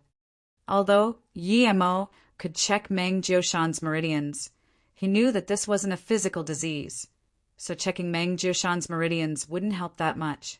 Although it involved some important secrets, Meng Jiushan clenched his teeth and explained the Meng family situation. "The reason for my condition is simple. Our Meng family has always only had one son a generation, and no one has ever lived past their 60s. Everyone dies for sure on their 60th birthday. According to the family records, there have been 7 generations already, and still this curse is yet to be broken. There's still half a month left before I reach 60, so when Dr. Amo said that I have half a month left to live, that is when I knew that you are a capable man." Yi Mo frowned. There was such a thing? If this was a man-made curse, what means would that require? "In that case, please give me your hand so that I can check your meridians." Yi Mo thought for a long while and said. Meng Jiushan's meridians were calm and normal. Even after checking it with his qi, Yi Mo didn't find anything abnormal. Yi Mo was only more confused, but he had the feeling that he was overlooking something specific. For now, it would seem that death qi couldn't be cured that easily through physical means. Although Yi Mo could easily dispel the death qi, that would only save Meng Jiushan himself. According to him, all the sons of their families, every generation had this condition. Wait, Meng Jiushan's blood contained faint spirit qi. He had almost missed that. How could a fortune teller have spirit qi inside his body? "How is it, Dr. Amo?" Meng Jiushan asked desperately, seeing Yi Mo sunk into contemplation. Yi Mo didn't reply and said to Xiao Ku, "Give me your hand too." After looking at Xiao Ku's meridians, Yi Mo started to get the gist of the situation. Xiao Ku also had some faint spirit qi inside his body, but actually a little bit more than Meng Jiushan. "Mr. Meng, have you and your grandson eaten the same type of unique fruit?" Yi Mo asked. His heart was beating fast. If this concerned a spirit fruit, then he would be earning big. Meng Jiushan looked shocked and saluted with his fist after a while. "How did you know, Dr. Mo?" "Our family does have a special type of fruit, but it should be safe to eat. It has been passed down from our ancestors, and before we learn our fortune-telling art, we need to open the spirit, and for that we need to eat the fruit." Meng Jiushan forgot to speak softly because he was so shocked, but he wouldn't care even if others heard. Quite a few people knew about their fruit tree, but only people from the Meng family could eat the fruit. Others who tried would die for sure. Many people knew of this. Is it somehow related to with our fruit tree? Meng Jiushan then asked. Yi Mo thought, if it really is a spirit fruit, it should only make people live longer and not shorter. First, Yi Mo needed to confirm if their fruit was a spirit fruit. It should be a spirit fruit for sure if it had spirit qi in it, but the lifespan reducing effect made him doubtful. He said, "That might not necessarily be the case, but please tell me the characteristics of the fruit." Meng Jiushan trusted Yi Mo a lot already, and their fruit tree was no secret anyway. The maturing process of this fruit is completely different to that of normal plants. It blooms each year but never bears fruit. One must wait for 10 years of consecutive blooming before it bears 3 fruits.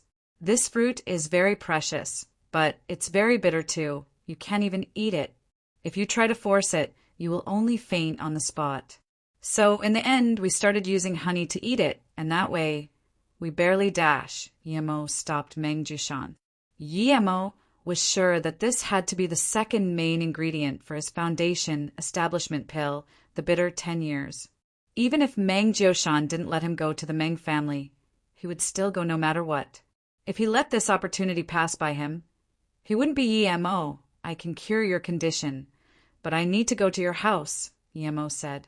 Anything had to make way for his cultivation progress. Mom, look at those frauds behind us being really patient. They've been acting for so long, yet they're still going, the young woman commented in contempt. The wealthy woman was dazed. She knew a lot about Meng Jiushan's legends. In the Meng family there had indeed never been males who lived past 60. They said that was because the Meng family had leaked too many heavenly secrets, and that it was divine punishment. After hearing this, she immediately became certain that the two men weren't acting. They were really Meng Jiushan and a capable young doctor. Besides, Meng Jiushan's air of seeming like an immortal Taoist really didn't appear fake. Thinking like that, the wealthy woman could no longer calmly stay seated. She got up and said to Yemo, "Doctor, could you help me as well? I apologize for what my daughter has been saying. She's a young student who doesn't understand a lot of things. Please bear her no mind." Yemo smiled. "Big sister, I don't dare help treat you, or else police would come for me immediately." Hearing the irony in Yemo's tone, the woman blushed and wanted to apologize again, but the young girl stopped her once more. "Mom, you still don't believe me. Are you really going to trust a fraud?" The woman's face burst red, and she slapped away the hand of the young girl. She said with red eyes, "Xiaoyin, I know you're acting in my benefit, but do you really want to see me die? If it wasn't for Nan Nan, I might as well die, but now I absolutely can't yet. You call Master Meng fake, a capable doctor fake. Money, money, money. Is money really that important to you? Can you even spend all the money you have now?" Mom dashed. That young girl was dazed. She didn't expect her gentle mom to become this angry. Mo didn't mind the two as he noticed that Luo Dongxing had returned to his seat with an anxious complexion.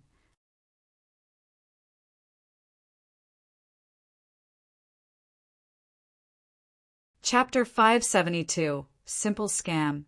Chapter 572 Simple Scam. By then, most people had started coming back to their seats, but that fat man still hadn't come back. Mo estimated that it wouldn't take much longer before a flight attendant found out. And obviously it was no good that Luo Xingdong was acting like that. Other than his facial expression, everything else about his body said that he had killed the man. Meng Jiushan wasn't very happy about being interrupted, but knowing that other people were also worried about their condition, he thought it to be understandable. "I'm sorry, doctor. I'm really sorry, but I can't die yet. There's some people I can't leave behind. Please help me," the middle-aged woman begged Guillermo. Because she was so anxious, her voice was inevitably getting louder, and the people around her all looked over. At this moment, a flight attendant walked over as well and said apologetically to the woman, "Madam, please fasten your safety belt and don't leave your seat except for in the case of an emergency." Guillermo rubbed his head. He really didn't feel like having everyone looking at him, so he said, "Big sister, please sit down and then we can talk." The middle-aged woman sat down. "I do charge a fee, and it's going to be very expensive. If you're not willing to spend money, you shouldn't ask for my help." Guillermo wasn't too nice, but he wasn't heartless either. He had a good impression of the woman, just not so of her daughter. Another thing he took into account was that he could tell the woman was wealthy from her clothes and jewelry. It would be fine to make her pay up. If she didn't want to pay, or if she was scared of getting scammed, then he would save himself the trouble. Hearing this, everyone listening in from the side had that look of realization that said, so in the end it's still about money. Meng Jiushan knew of Yemo's power, and he knew that masters usually wouldn't do things for free, so he thought it normal for Yemo to ask money. But asking for money on the spot ruined the master image. So he would usually perform his services first, and then his clients would pay him with whatever they could. And this woman was already certain that Yemo had great power. Otherwise, Meng Jiushan wouldn't have believed him. Hearing Yemo ask for money, the young woman had an extreme look of disgust on her face. She opened her mouth to speak, but eventually didn't say anything. "Of course I will give money, but I don't have that much cash on me. I will make sure you receive it after we get off the plane." The woman quickly nodded.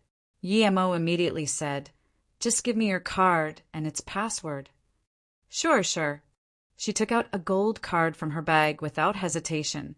The password is 765,690. There's 3 million inside, and you can take up to 10 million from it. If that's not enough dash, Yemo took it and waved his hand. That'll do. Actually, these few millions were in fact merely a few $100,000 USD. So Yemo really didn't think much of it. You dash, the young woman glared at Yemo. Yemo didn't even look at her and said to the woman, Give me your hand.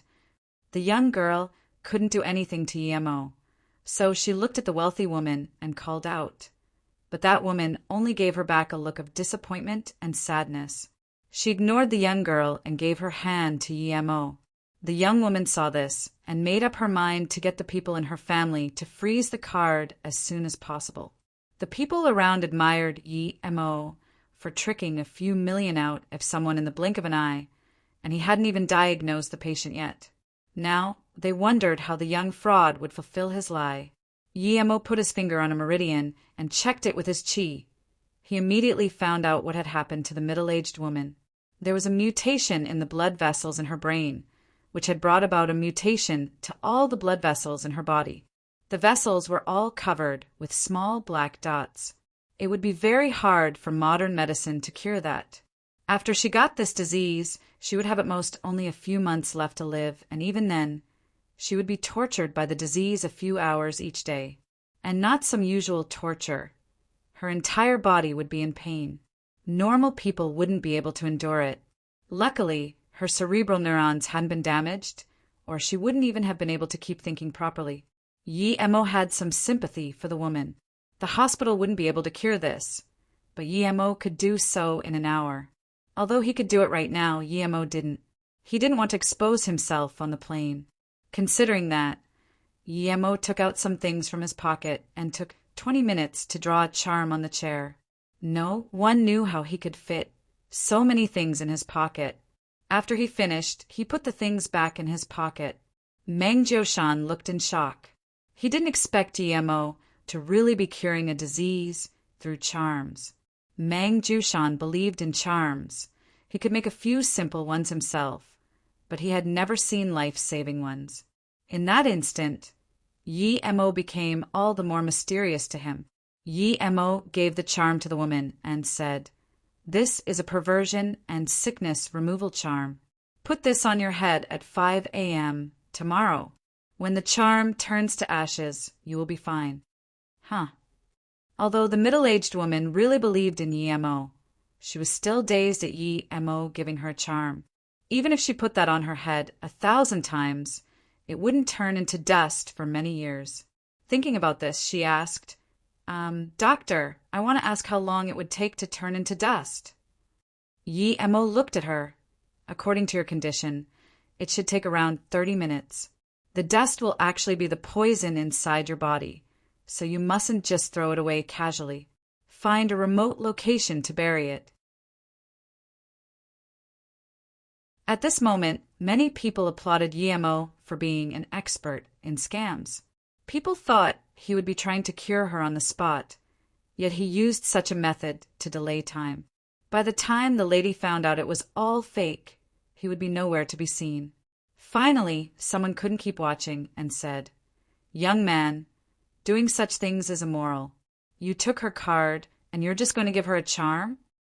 Yemo scanned this person and said casually, We mutually agreed on this. What has this got to do with you? By the way, although I can cure your condition with a charm too, I won't sell it to you even if you give me 100 million. Haha, I'm sick too now? You're really funny, the middle-aged man retorted.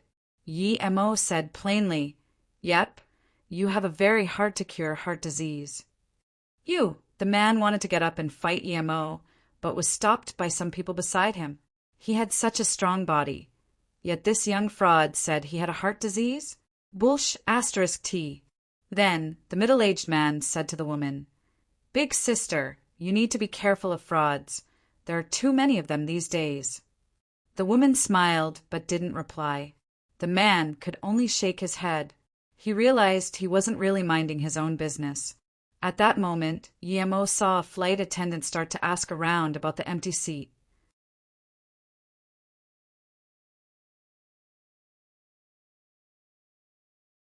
Soon 2 undercover airline police officers appeared, and the captain of the plane spoke through the microphone. "Dear passengers, welcome aboard our flight. This is your captain speaking. My name is Yu Yeming. I regretfully have to inform you that there has been a murder aboard this plane. A passenger was killed in the restroom. So in order to ensure everyone's safety, please don't leave your seats right after the plane lands." Soon 2 undercover airline police officers appeared, and the captain of the plane spoke through the microphone. "Dear passengers, welcome aboard our flight. This is your captain speaking. My name is Yu Yeming. I regretfully have to inform you that there has been a murder aboard this plane. A passenger was killed in the restroom. So in order to ensure everyone's safety, please don't leave your seats right after the plane lands." The plane immediately erupted into chaos. Everyone became anxious, afraid that there might be people trying to hijack the plane. Yi Mo scanned Luo Dongsheng. Although he was clearly nervous, he was much better than most passengers. But Yi Mo immediately judged that this Luo Dongsheng had no potential to be a killer. He was still keeping that gun on him. Yi Mo shook his head. Why keep the gun after killing the target? That was asking to be caught. But then he considered Luo Dongsheng might have a reason for keeping the gun. The flight attendant on his side was pushing a trolley anxiously, and it seemed like he had wanted to use the trolley to relocate the gun. But for some reason, a different flight attendant found out about the situation sooner than he'd expected. He should have dealt with the gun immediately. Maybe he was afraid of leaking his fingerprint? But couldn't he have washed it with water? Or was it impossible to just wash fingerprints away with water? But then the dead person would have his fingerprints on him anyway, right? Suddenly, Yi Mo remembered that his fingerprints were also still on the gun, and he cursed. He wasn't scared of anyone, but this flight was sensitive, and if anyone investigated, they might find out that he was Yi Mo. If the U.S. knew that Yi Mo had gone to San Francisco, they might suspect him for the robberies. Meng Jiushan was the only other person who knew who the killer was, but he didn't seem to even hear the captain's words as he carefully asked Yi Mo all sorts of questions. Although he was more interested in the bitter 10 years, Yi Mo was also interested in Meng Jiushan's fortune-telling art. Hearing the conversation between the two, the wealthy woman wanted to ask more questions, but she was afraid Yi Mo would be annoyed at her, and so she didn't say anything. But she didn't talk to her daughter anymore. One could see how disappointed she was at her. After the murder, the atmosphere on the plane became weird. People all focused their attention on the people next to them, fearing that they were sitting with the killer. A few more policemen appeared. No one wanted to be suspected, so those who wanted to go to the toilet also resisted the urge to go.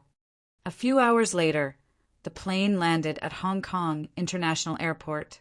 The passengers got off and had to go through a temporary detector that was set up. The detector would sound an alarm if any weapons were detected. Luo Dongsheng obviously realized that, and his face looked pretty bad.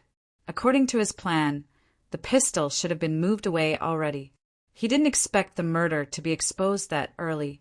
As Yi Mo saw this, he knew that Luo Dongsheng had no way of hiding the gun, so he could only take the gun and put it in his ring when they got off the plane together. When Luo Dongsheng walked past the detector and no alarm sounded, he started suspecting his own ears. He was dazed for a moment as people on the side pushed him before he walked into the foyer subconsciously. He felt the place where he had put the gun, but it was gone. He suspected that he might have left it on the seats, but he couldn't go back and check anymore. The flight attendant who was on Luo Dongsheng's side was very worried too, so when she saw Luo Dongsheng being fine, she was overjoyed. Before Yi Mo left, he heard Luo Dongsheng say to the girl that they should go check out Luo Yu. Yi Mo nodded. It seemed like Luo Yu was quite famous, which was good to attract all sorts of capable people. Although they knew the culprit was amongst the passengers, they didn't have any incriminating evidence, and almost everyone had gone to the toilets, so no one knew when the fat man could have been killed. The passengers couldn't be kept there, not to mention that there were important people among them, and they couldn't be held back there for some dead merchant. So after a simple interview, everyone left. Before Luo Dongsheng left, Yi Emo put the gun back on him again. Before the wealthy woman left, she expressed her gratitude to Yi Emo many times.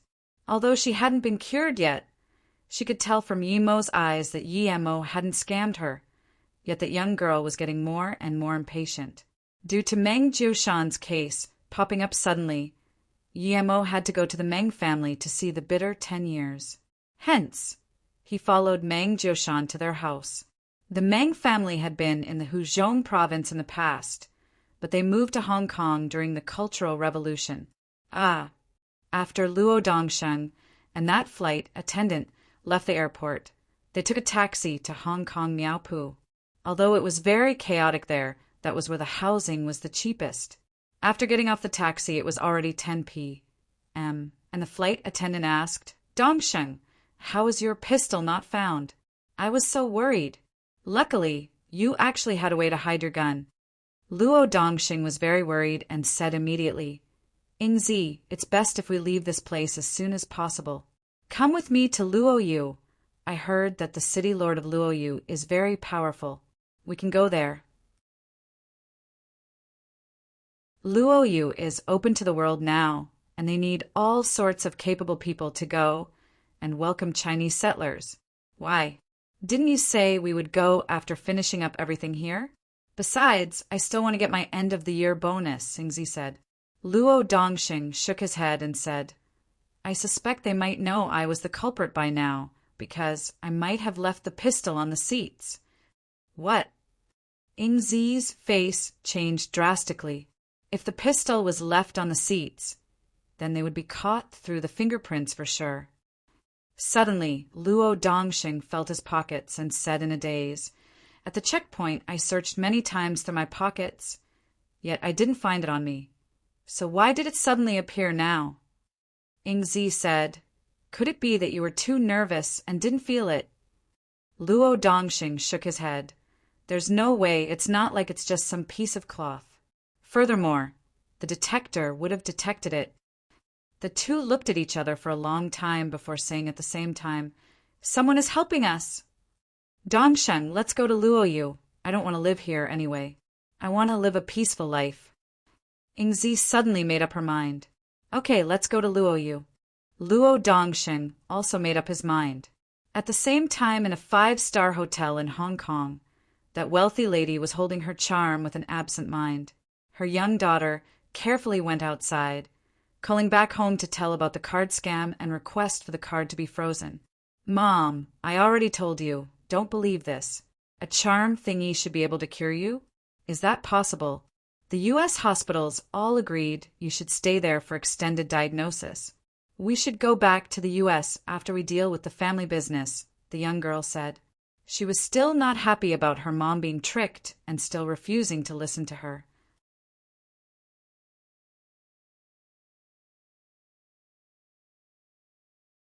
Chapter 574, No Medicine for Regret. Chapter 574, No Medicine for Regret. That middle-aged woman carefully put away the charm and sighed. "Xiaoyin, there are a lot of capable people in China. My dad once told me, 'Qingkue, you shouldn't underestimate anyone, nor should you blindly follow others. Sometimes the ones who can help you best might be those who casually pass by you.'" "Mom, Grandpa comes from the old society dash." Before she finished, she was interrupted. "Xiaoyin, call me Ani from now on, and don't call him Grandpa. If the Shun family people hear that, they will gossip about it. The words I said on the plane were a bit over the line. Please don't take it personally. Nan Nan. Sigh, never mind. Nan Nan has his own fortune." The woman's tone was melancholic. Xiaoyin was dazed. She suddenly thought that it wasn't right for her to have let the people in the family freeze the card. Even if the money was scammed, it was what Auntie Qingkue wanted herself.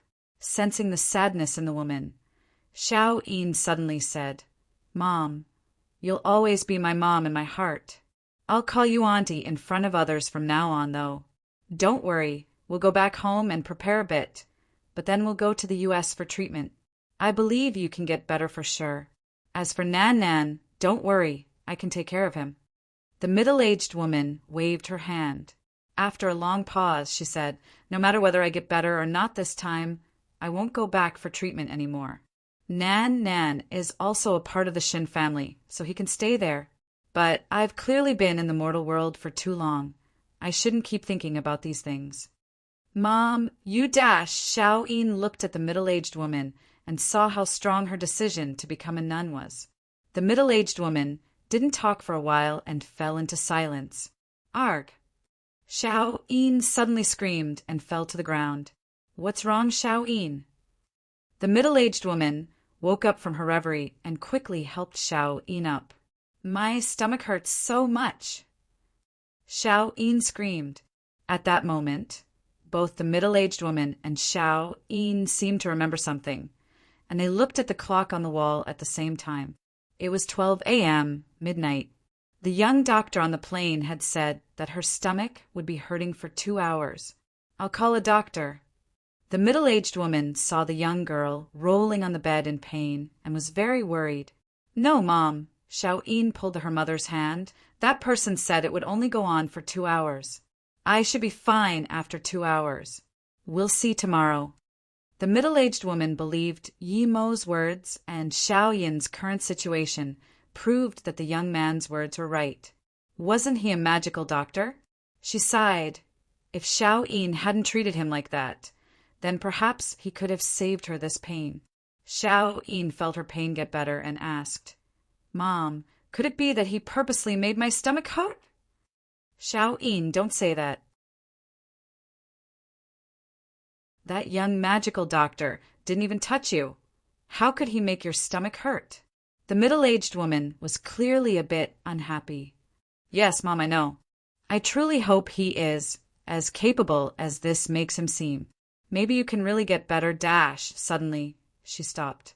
Did she really think like that so easily? She clearly knew what she thought before. She was sure that that guy was a fraud and never held the faintest belief that he would be able to cure Auntie Chinkue's condition. That's why she froze the card. But now she was doubtful too. How would a fraud know her stomach would hurt tonight? After a long while, Xiao-yin crawled up and said, "I'm fine now. My stomach doesn't hurt anymore." The both of them looked at the clock and it was 2 a.m. It had been exactly 2 hours.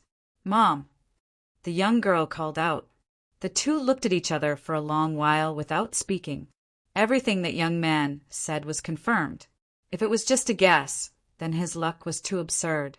"Mom, why don't you putting that charm on your head and trying?" Xiao-yin suddenly really wanted to see if that charm would work. The middle-aged woman shook her head. "It's not 5 a.m. yet. He said it must be 5 a.m., so I'll wait till then." Xiao-yin didn't argue for once and nodded. 3 hours went by quickly, and it became 5 a.m. The middle-aged woman picked up the charm and put it on her head reverently. She wanted to lie down to prevent the charm from falling, but when she put the charm on her head, she felt it get stuck to her head automatically. Before she could think about anything else, her body started to heat up. There was a pins and needles kind of sensation all over her body. There were clearly many things the eye can't see being sucked away by the charm. She couldn't see it, but she could feel it. "Mom, how is it?" Xiao-yin also looked astonished, seeing that the charm wasn't falling off. The middle-aged woman didn't talk.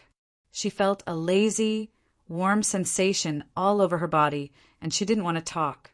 Half an hour later, she woke up abruptly as the charm slowly fell to the ground. It turned into dust, which then didn't separate at all.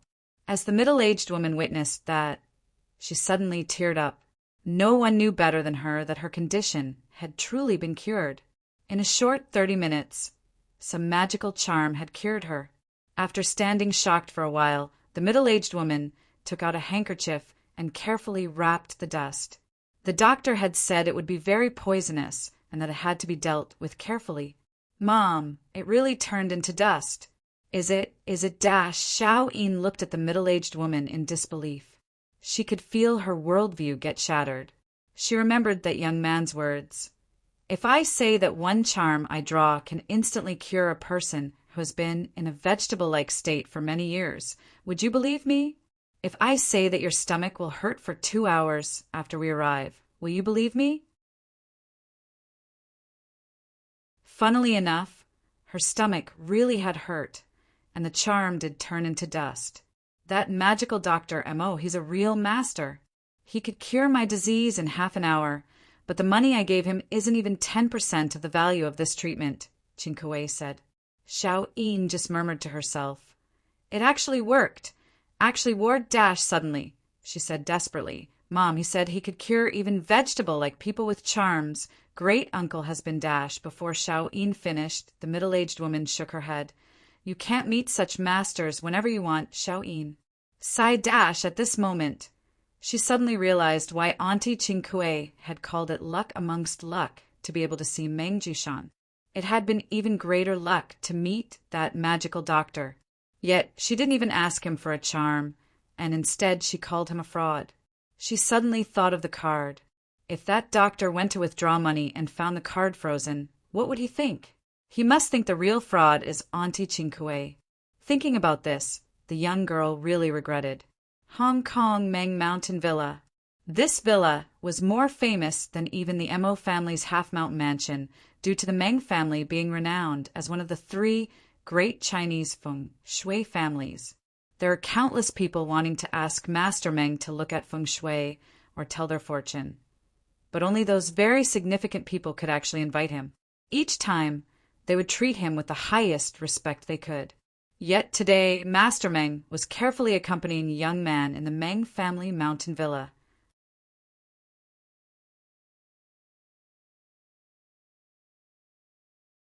At this moment, Yi Mo stood in the fruit garden of the luxurious mountain villa of the Meng family. Looking at the fruit tree in front of him, his mood swung from extreme excitement to deep disappointment. Why? Because the 3-meter-tall tree in front of him was indeed a bitter 10-years tree, but due to neglect, it was on the verge of death. At this moment, Yi Mo stood in the fruit garden of the luxurious mountain villa of the Meng family. Looking at the fruit tree in front of him, his mood swung from extreme excitement to deep disappointment. Why? Because the 3-meter-tall tree in front of him was indeed a bitter 10-years tree, but due to neglect, it was on the verge of death. Bitter 10 years was something hard to find even in the cultivation realm. It was the hardest to find of the 3 main ingredients needed to make the foundation establishment pill. It was the rarity of this ingredient that resulted in the foundation establishment pill being so hard to get. It wasn't rare to find one fruit be sold for tens of thousands of spirit stones. It was very hard for the bitter 10 years to grow. It only grew a centimeter each year. This one was obviously close to 300 years old, which was very rare. The only pity was that even though it seemed to have been taken care of properly, its own spirit chi was dissipating, and thus it was near death. Even if Yi Mo wanted to save this tree, he would have to have spirit stones to build a spirit-gathering formation. But even if he had spirit stones, he wouldn't be able to waste them for building formations. He would use them to cultivate. But this also meant that the Meng family had quite the skills to be able to keep the bitter 10 years alive for 300 years. There was a saying about the bitter 10 years. 10 years to bloom, 1 morning to bear fruit, bitter in the heart, but sweet in its Tao. In the cultivation realm, you were only considered a proper cultivator when you reached the foundation establishment state.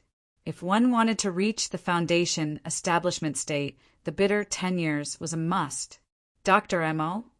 Meng Jushan saw Yi Mo stand in front of the bitter 10 years and sigh in disappointment. So he called out. Yi Mo looked at Meng Jushan and said, "This tree only has a few years left to live." Hearing this, Meng Jushan looked despondent and nodded. "Yes, you are right. Dr. Mo, this tree indeed doesn't have long left." Yi Mo nodded and asked, "How do you know this tree only has a few years left to live?" This is what my ancestors said. When this tree leaves the place it grew up, it will have lived for only 300 years.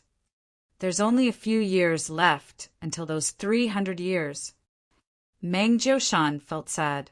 This tree was very important to the Meng family. Leave the place it grew up, so not its birthplace. This tree wasn't planted by your ancestors. In that case, how could you let it live for 300 years? Yi Mo was bewildered. This was a miracle. Yes, when my ancestor first found the tree, it was less than 3 inches big, but he dug it out with 1 meter of earth and brought it away. Yi Mo understood now. With that much earth dug away, its growth wouldn't be affected, but after all these years, the nutrients from the original earth had all been absorbed, and now it was dying. Then Meng Jiushan said, when we moved it to Hong Kong, we dug 6 meters of earth around it and shipped it here. And now, there's no way for us to save it anymore. Yi Mo suddenly considered something and asked, where did your ancestor find the tree? Hearing this, Meng Jiushan's face looked pained. Yi Mo could tell he didn't really want to say it, so he immediately said, I can cure your Meng family's disease as long as you can tell me where you found the tree. The bitter 10 years must have come from a place with abundant spirit qi. Yi Mo had some understanding of the Meng family's disease. It was caused by their ancestor wrongly eating the bitter 10 years. The bitter 10 years couldn't be eaten with honey. If there was a lack of spirit qi, it was best made into a medicinal soup or pill. Otherwise, it could cause a blockage of life force, despite making the person healthier. And if there was an abundance of spirit qi, the life force wouldn't be blocked. If the bitter 10 years weren't withered, it would be hard for Yi Mo to cure the disease, but since it was withered, he only needed to dissipate the spirit qi blocking their life force. They wouldn't have to eat the bitter 10 years anymore anyways. Thank you, Dr. Mo. Meng Jiushan was waiting for these words. When our ancestor found the place, there were 2 of these trees, and one was already 5 meters tall. Yi Mo was shook. 2. One was already 5 meters tall then. So now that 300 years had passed, wouldn't that tree be 800 years old? And 800 years, old bitter, 10 years. Yi Mo's heart burned with intensity. If he managed to acquire that, he would be earning big. A fruit from that tree would be worth more than 100,000 spirit stones. Meng Jiushan could tell that Yi Mo was very interested in the tree and continued, yes, my ancestor could only take the small one, but he decided to go back later on to get the big one, but he couldn't find it. This was in the depth of the Duanheng Ranges, in the Sea of Clouds. The ancestor said that he had seen a natural North Spoon 7 stars formation, but our ancestors have been unable to find anything even after looking for 200 years. Yi Mo calmed down a bit, but he definitely had to go to that place no matter what. Yi Mo said calmly, okay, now, recite your Meng family fortune-telling art for me to see where the problem lies. Yi Mo already knew where the problem was, but he was saving the entire Meng family, so he felt it reasonable enough to take something from them. Meng Jiushan didn't doubt anything. He believed there was no way to learn the Meng family fortune-telling art by just listening to it once. There were a lot of words that required explanation word by word, and sometimes it took a whole day to explain one word. The art formula wasn't long, about 10,000 words, but what shocked Yi Mo was that it was the closest thing to spirit qi cultivation he had ever encountered on Earth. The difficult words didn't bother Yi Mo at all, as he knew much more than Meng Jiushan.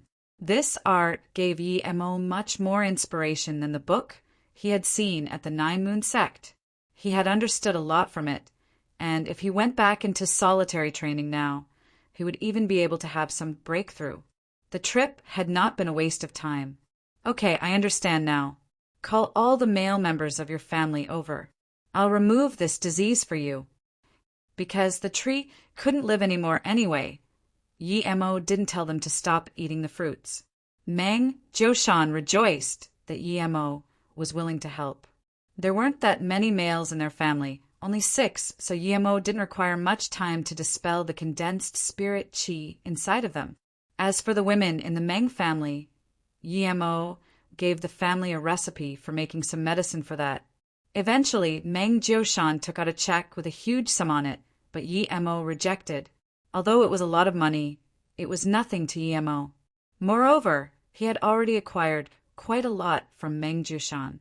A master indeed. Meng Jioshan saw that Yemo might have asked for 3 million from that wealthy lady on the plane, but he rejected the tens of millions on the check, and this changed his perception of Yemo greatly. The Duanheng Ranges, North Spoon 7 stars. Why did that sound like the entrance Luo Xian had talked about?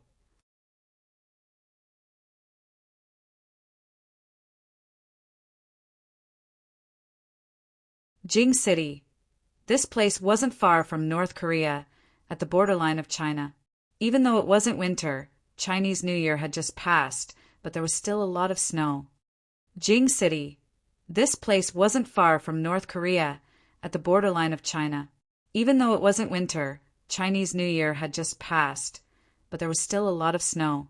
It was March, early spring already, yet Jing City still had endless snowfalls. Most of the people in the city always stayed in their houses with their heater on, watching TV. Mei Mountain was the tallest mountain in Jing City. Although it sounded the same as Mount Mei in Sichuan, there was a huge fundamental difference between the two mountains. Mei Mountain was constantly covered in snow, except for some individual places, and at special times, one couldn't see green anywhere. At this moment, outside a village at the foot of the Mei Mountain, a stressed-looking young woman was walking arduously on the road. It seemed like she wanted to enter the village and take a break. Her bulging stomach made it hard for her to walk, her steps were weak, and she was obviously powerless. In the end, she accidentally slipped and fell to the floor. The woman used her hand to protect her stomach as she wanted to get up, but she failed again and again. The snow was getting more and more intense, and there was no one to be seen on the small road. Why is someone laying on the snow? A nun with a huge backpack thought in wonder, but she walked up to the woman very rapidly. She looked at the woman on the ground and helped her up. She muttered to herself in shock, "Such a pretty girl, and she's not from here. She's pregnant? Wait, it would seem she has cultivated ancient martial arts before, but is just heavily wounded." Without even checking the woman, the nun quickly carried her and the big backpack up Mei Mountain as she ran even faster than before. Cultivation was truly a matter with no ending. As soon as Yemo came back and gave Su Iwahua what he had to give her, he started cultivating again. He had understood some things useful to him from the Meng family's fortune-telling art. In the turn of an eye, a few months passed. But today, Yemo couldn't focus his mind anymore. He felt annoyed and restless. Yemo got up and checked his power and found that he was at the middle stage of stage 5. He was quite happy that he had been able to improve in only a few months.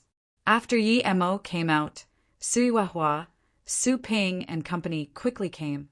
Ning Qingxiue arrived by Yemo's side on first notice too. Surprisingly enough, Yi Zifeng and Yi Ling also came. Yemo felt strange and asked Yi Zifeng, "Zifeng, why have you come? What happened to the Yi family in Beijing?" "Big brother, we're brothers. I know Grandpa is right, but if we hide in Beijing while Luo Yu is in hardship and come back after Luo Yu overcomes the difficulty, what kind of brothers would we be then?" Brothers need to share hardship together too, not just the good times. Even Yi Ling knew to come help you. How can I fall behind? Yi Zifeng's words touched Yemo. He knew that Yi Zifeng quite possibly might not be blood related to him, but he would always see Yi Zifeng as his blood brother nonetheless. Soon, the entire management level of Luo Yu assembled at the meeting hall. They were preparing to discuss the complete relocation of Luo Yu Pharmaceuticals to Luo Yu City. Luo Yu had achieved some level of self-protection by now, and they believed that they were nearing the end of the U.S.'s patience. Luo Yu was wealthy, and large amounts of assets flew into Luo Yu. But what shocked everyone was that no matter how big Luo Yu got, they just wouldn't enter the stock market. People could buy Luo Yu's products, but not their shares. And because Luo Yu had plenty of money, they had started looking for large military countries with weapons to sell for some transaction opportunities. Those countries only looked at money, and so they all accepted some form of dealings with Luo Yu. But it wasn't like Luo Yu could buy all sorts of weapons left and right. Even if a country were willing to let Luo Yu buy their military-grade weapons, they would have to acknowledge that Luo Yu was an independent government first. That condition stopped a lot of countries in their tracks. America, Russia, Germany, France, and England were all powerful military countries. The U.S. couldn't admit Luo Yu's independence, nor would they sell weapons to Luo Yu, as they were just waiting for Luo Yu to mature before they would start trying to seize it. Germany, France, and England were all on the same team, and they knew what the U.S. was thinking. Although they were interested in the money Luo Yu could bring them, they couldn't just casually sell Luo Yu weapons, taking the U.S. into account. But Russia was different. They didn't care. Although Russia wasn't as militarily potent as the Soviet Union had been, they had developed on a broader scale. While England, France, and Germany were in the middle of hesitating, they admitted Luo Yu's independence without hesitation and simply sold their weapons to Luo Yu as they pleased. Large amounts of money fell into Russia's reserves, while large amounts of planes, nuclear submarines, and tanks went into Luo Yu. Seeing this happen, Germany finally couldn't resist anymore. They didn't expect that some small Luo Yu would have that much power, gobbling up batch after batch of weapons. But to them, it was still a bit hard to admit Luo Yu's independence. America immediately stood out to criticize Russia, saying that they were increasing volatile factors in the world. But Russia soon retaliated by saying that the U.S. was the largest distributor of weapons in the world. So especially the U.S. had no right to criticize Russia. Marshall Brother, after making our latest nuclear weapon, we've modeled the explosion, and it shouldn't be weaker than any nuclearly armed country's weapons. Our newest intercontinental missile can easily bomb the U.S. We have the ability to send a nuke right to their dinner table, Yi Xing said joyfully. Yi Mo nodded. He was very satisfied with Yi Xing's capabilities, and he trusted him unconditionally. Yi Xing is right. Our greatest achievement is the newest nuclear reactor engine. Without the new computers and mechanical stations you bought, we really wouldn't have been able to produce it, Su Ping nodded. Russia is giving us rather average things, so I think we still need to produce our own weapons. If you give me 3 years, I'm sure that Luo Yu will be the center of the world's military technology, Yi Xing said pridefully. Making weapons is a means, not the goal. Although weapons earn money, there are plenty of other things we can earn money with. For now, Luo Yu's population is too small. When our population reaches a couple million, then we can become truly independent, Yi Mo said. Su Yuehua nodded and said, many of those working at Luo Yu have moved their families here. Now there's almost 200,000 people here. 60% of them are Chinese, and the rest comes from other countries around the world. We've also established airplane routes from many different countries, allowing those who want to move here to come for free. Okay, in that case, let's move Flowing Snake's Luo Yu here as well. It is time. Yi Mo was really pleased with how fast Luo Yu had developed. If the U.S. still wanted to attack them, they would have to think about their chances first. Once we move Luo Yu here completely, the U.S. will react. They might even attack Luo Yu at first notice and try to rob us of our things. We need to be ready for battle, Su Yuehua said. Luo Yu is already completely different from when they had first come there. Not only did they have the new air defense system, they also had Yi Xing's newly made electronic interference and GPS location systems. In fact, the electronic interference system might be seen as one of the main reasons why Luo Yu could be so confident. Yi Mo suddenly got up and scanned everyone. We will be moving all of Luo Yu pharmaceuticals to Luo Yu, including the population of Flowing Snake. We have more than 200,000 people now. At the same time, let the 200 nautical miles of sea around Luoyu also belong to Luoyu.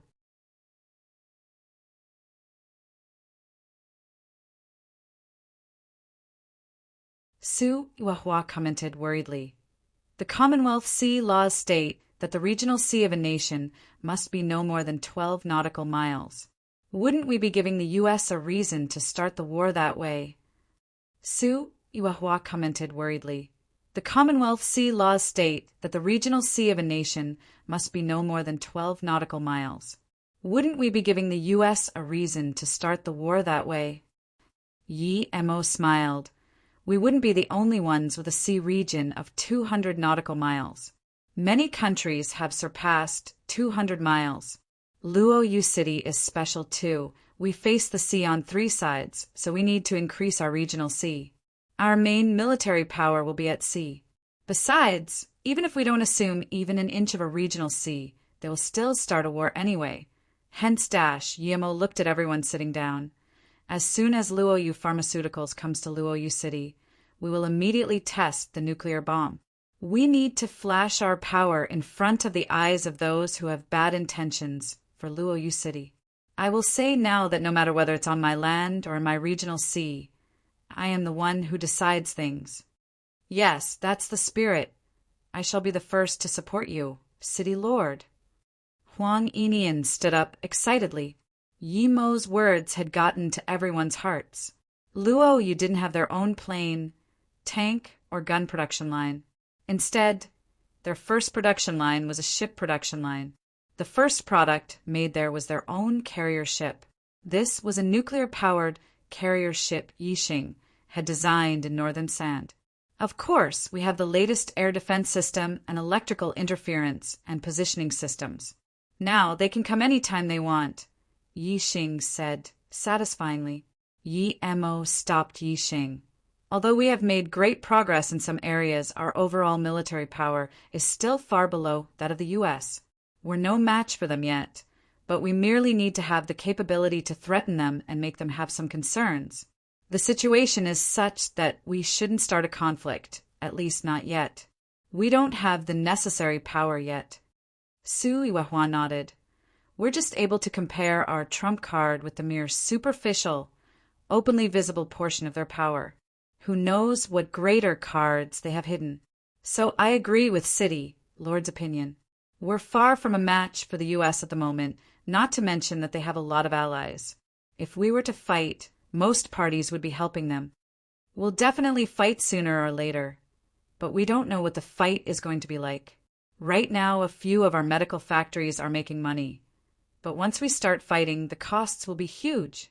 So increasing our tactical assets is still very important to us, Yemo said. He knew there was too little time left for Luoyu. If they had a few years more, the U.S. would only be a slightly large stepping stone for them.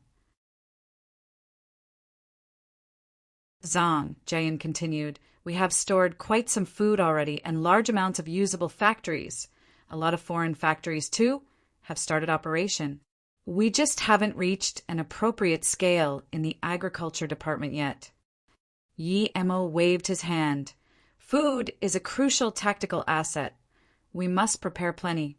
It's unrealistic to try to produce all we need ourselves.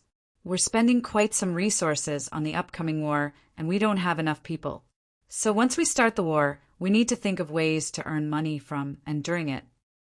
Earn money from the war? Usually, third parties earn from the wars between two other parties. So how can we earn from our own war? Yi Zifeng wondered. Yi Mo smiled. That won't necessarily be impossible. Our electronic interference system is the best in the world, and no one can match it right now. We can sell that. Even though I haven't experienced modern warfare myself, I know that the focus of it is long-range battle with a great emphasis on accuracy. Fighting someone with a strong electronic interference system and a strong GPS, those countries dependent on electronic warfare would be in for a nightmare. Although we have a small population and are on the disadvantage, numbers can be made up for in modern warfare. We just need to interfere with our enemies' attacks and efficiently locate their units. If our systems really are as strong as Yi Xing says they are, we'll have money to earn. Yi Xing immediately got up to make his point anew. Martial brother, one can doubt my popularity with women, but not my ability to build things. Once we have our production line for planes, I will build the strongest electrical interference machine on Earth. Everyone understood Yi Mo's words. He meant that they would show the capabilities of their product in this war and then sell it to other countries. If Luo Yu's interference machine could interfere with U.S. missiles and other attacks, there was no way it wouldn't become famous. Understanding Yi Mo's idea, Yi Xing quickly shook his head. This isn't a mobile interference machine, though. We can only station it in Luo Yu. And although it is able to stop any attack from a weapon within 1 kilometer and lock onto the weapon, it does use vast amounts of energy dash. You use the extreme energy stone. Yi Mo immediately understood Yi Xing. Yi Xing smiled bitterly. I didn't have any other choice. If I didn't make this thing, I wouldn't be able to sleep at night. The power of the U.S. isn't something we can fight against with a mere 2 years of development. I'm sure that as long as we have enough missiles, we can strike down all the weapons they attack us with. Currently, our missiles are all imported from Russia, and even the intercontinental missiles were modified after import. We're still assembling our own missile production line. Yi Mo could understand why Yi Xing had used the stone. Although it was precious, they couldn't just store it and not use it. It seemed like these stones were more precious than spirit stones. Yi Mo sighed. It looked like he would have to go to Northern Sand to get the other 4 as well. So that means we can't sell our interference system. Yi Mo was disappointed. Of course we can sell it. We can modify it and change the energy source to fuel. This way, the range would be greatly reduced to only a few hundred meters. But at least then we could attach it to planes, Yi Xing smiled. Okay, then we'll sell this modified plane idea of yours, Yi Mo said. That would earn money for sure. That sounds good, but there are 3 other issues to it. First, the system needs our own engine to operate. Our engine is currently the best in the world. Of course, I can simplify it down, and even the simplified version will shock the world. Second, we don't have a plane production line. Third, if we sell our interference system, it won't take long for it to be analyzed and understood, Yi Xing said. Yi Mo smiled. I'm not afraid of that. No one can analyze or understand how our Luo Yu seals our pills, as I have the ability to make those things unanalyzable. Likewise, I'll just inscribe a sealing formation at the most important part of the interference machine. That way, if one tries to open the internal structure of the machine, the formation will destroy it. So we'll do it. CEO Zhang, you can assist Yi Xing in assembling a plane production line. This is very important. Try to import things from other countries and modify it. That'll save some time. Big brother, do you want the countries who intend to buy the interference machine to first admit Luo Yu's independence? Yi Zifeng asked. Yi Mo nodded. He wasn't afraid of the U.S., but if he wanted to survive on Earth, international status was very important. If no country helped him, then no matter how strong Luo Yu was, they wouldn't be able to live well. The U.S. president gathered his cabinet and held a meeting. This was their second time having a meeting, due to Luo Yu. Luo Yu took over Sinai and is amassing a population from people all over the world. They are now mass buying weapons.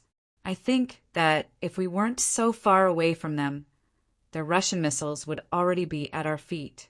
I'm regretful about Senator Harry's suggestion to let them develop. The naval commander stood up and said, Luo Yu is massively developing their naval power, and if they were to fight, the first battle would be at sea.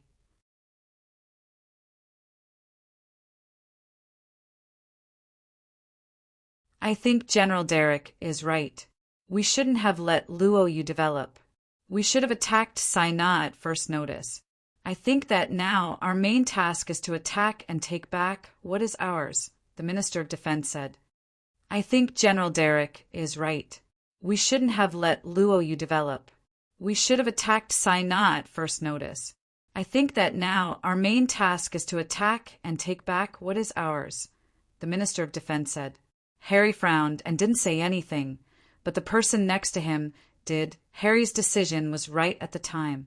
The reason why we didn't succeed was because those cunning bastards saw through our intentions and used the time we gave them to quickly develop.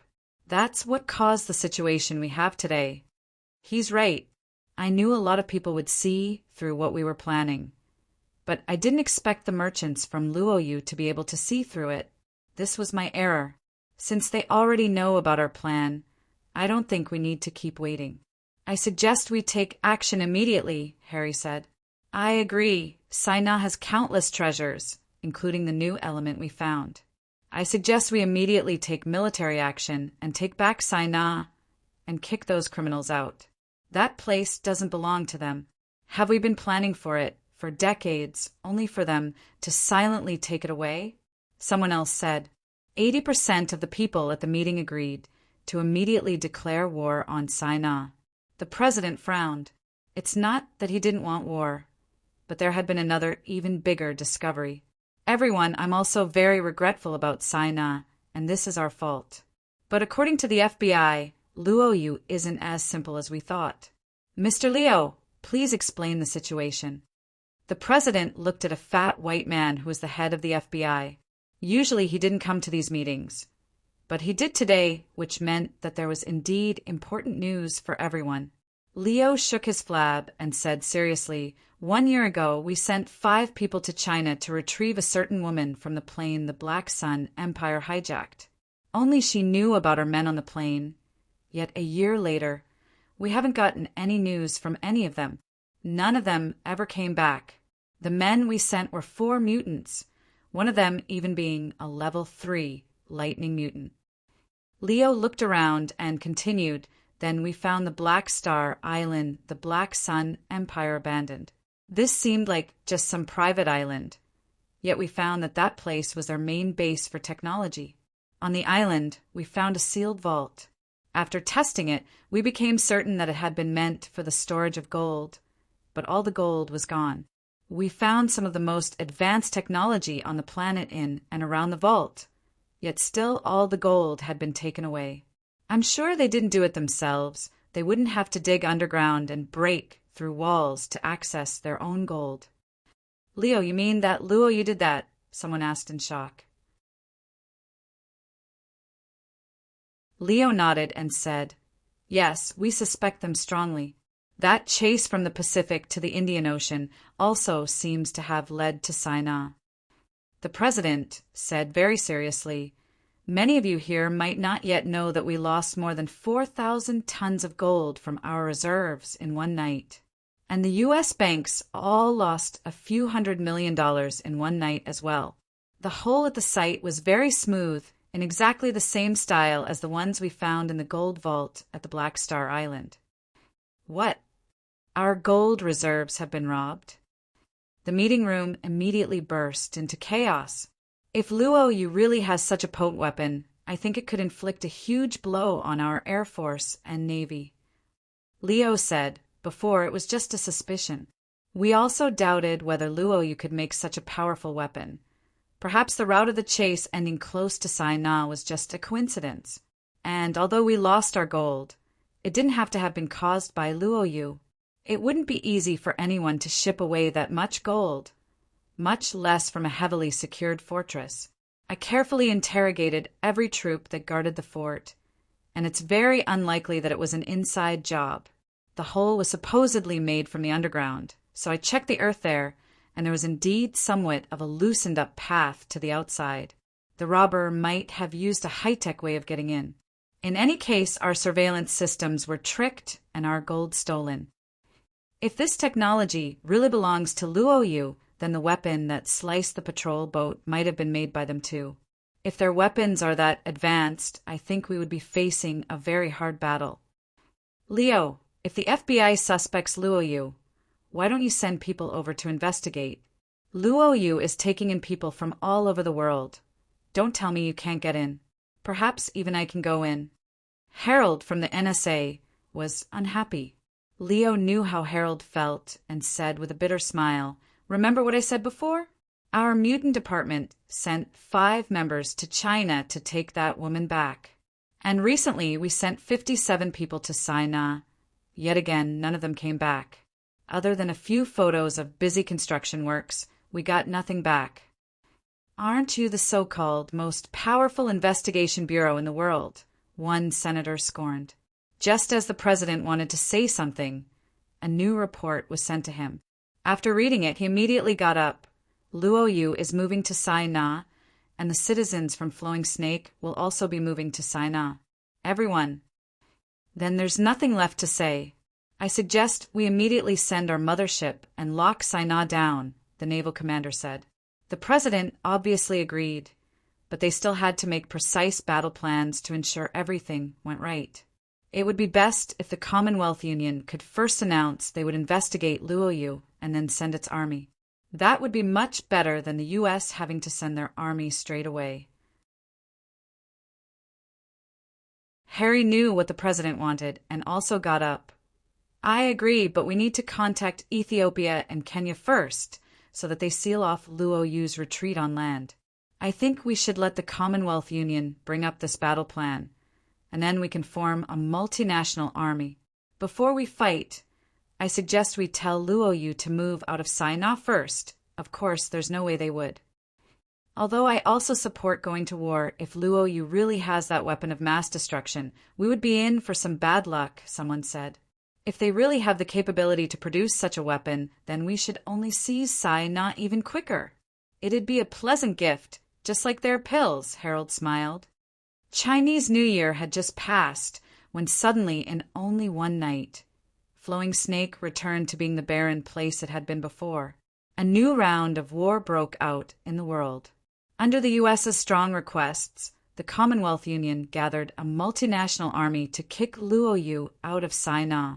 The U.S. believed that Luoyu had taken their land and were bringing great instability to world peace by buying weapons en masse. Every member of the Commonwealth had the responsibility to put in effort for world peace and kick Luoyu out of Sinai. When this statement was made, the whole world was shocked.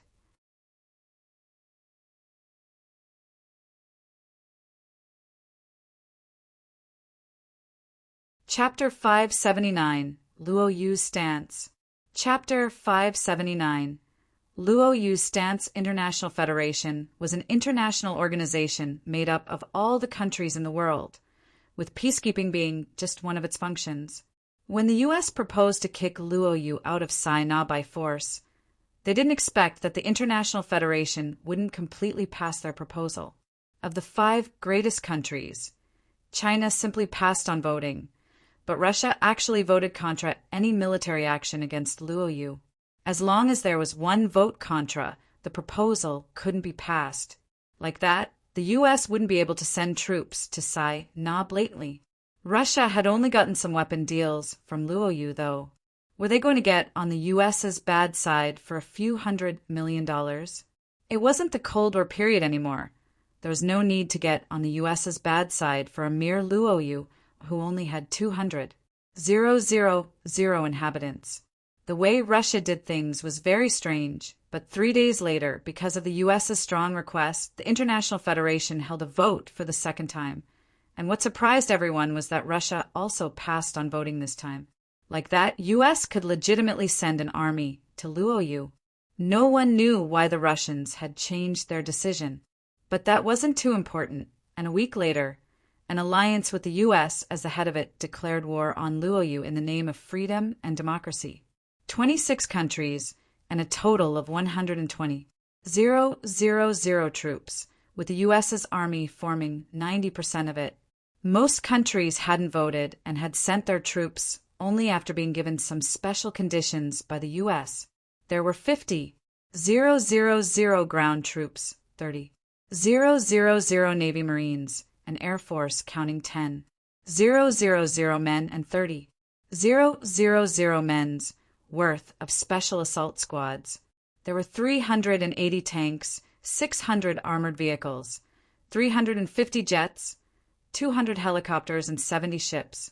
According to the battle plan they had made, The Union Army would come to Sinai from the Indian Ocean. Meanwhile, the ground troops would attack from the border with Ethiopia and Kenya.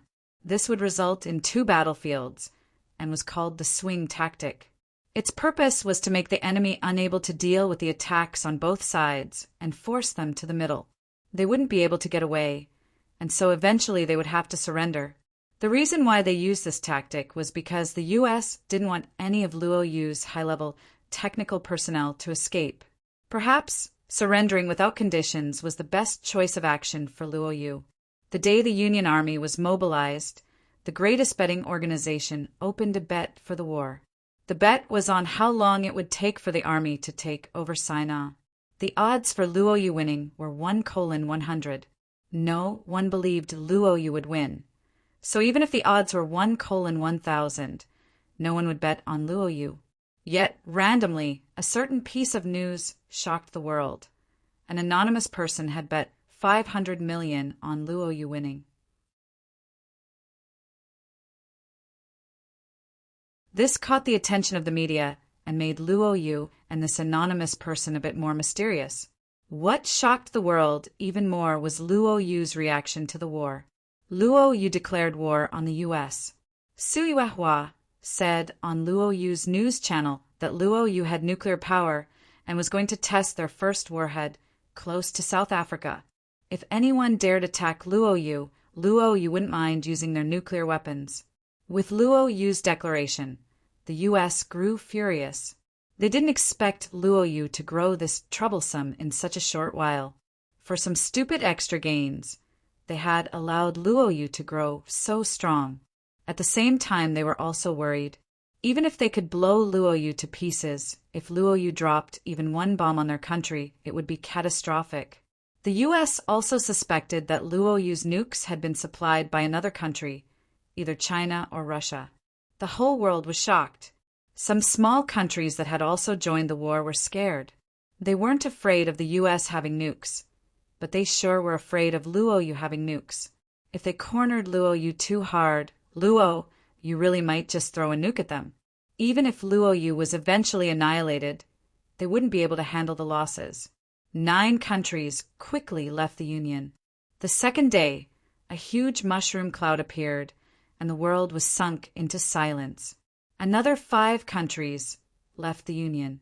Although the amount of soldiers in the army stayed mostly the same, this was a blow to morale. The Union quickly held another meeting. No one thought that some entrepreneurship would be able to obtain nukes in a mere year of development. Although the International Federation requested Luo Yu to participate in the meeting, Luo Yu refused without hesitation. They wouldn't mind coming, but the Federation would have to admit Luo Yu's independence first, and their army would have to retreat. The U.S. was angry. They couldn't possibly retreat. If they were easily scared off by just one nuke, how would they remain the police of the Pacific Ocean? So what if Luo Yu had nukes? They had them too. We must wipe them clean before they can react, someone ordered. The U.S. government was irate, but the people didn't agree.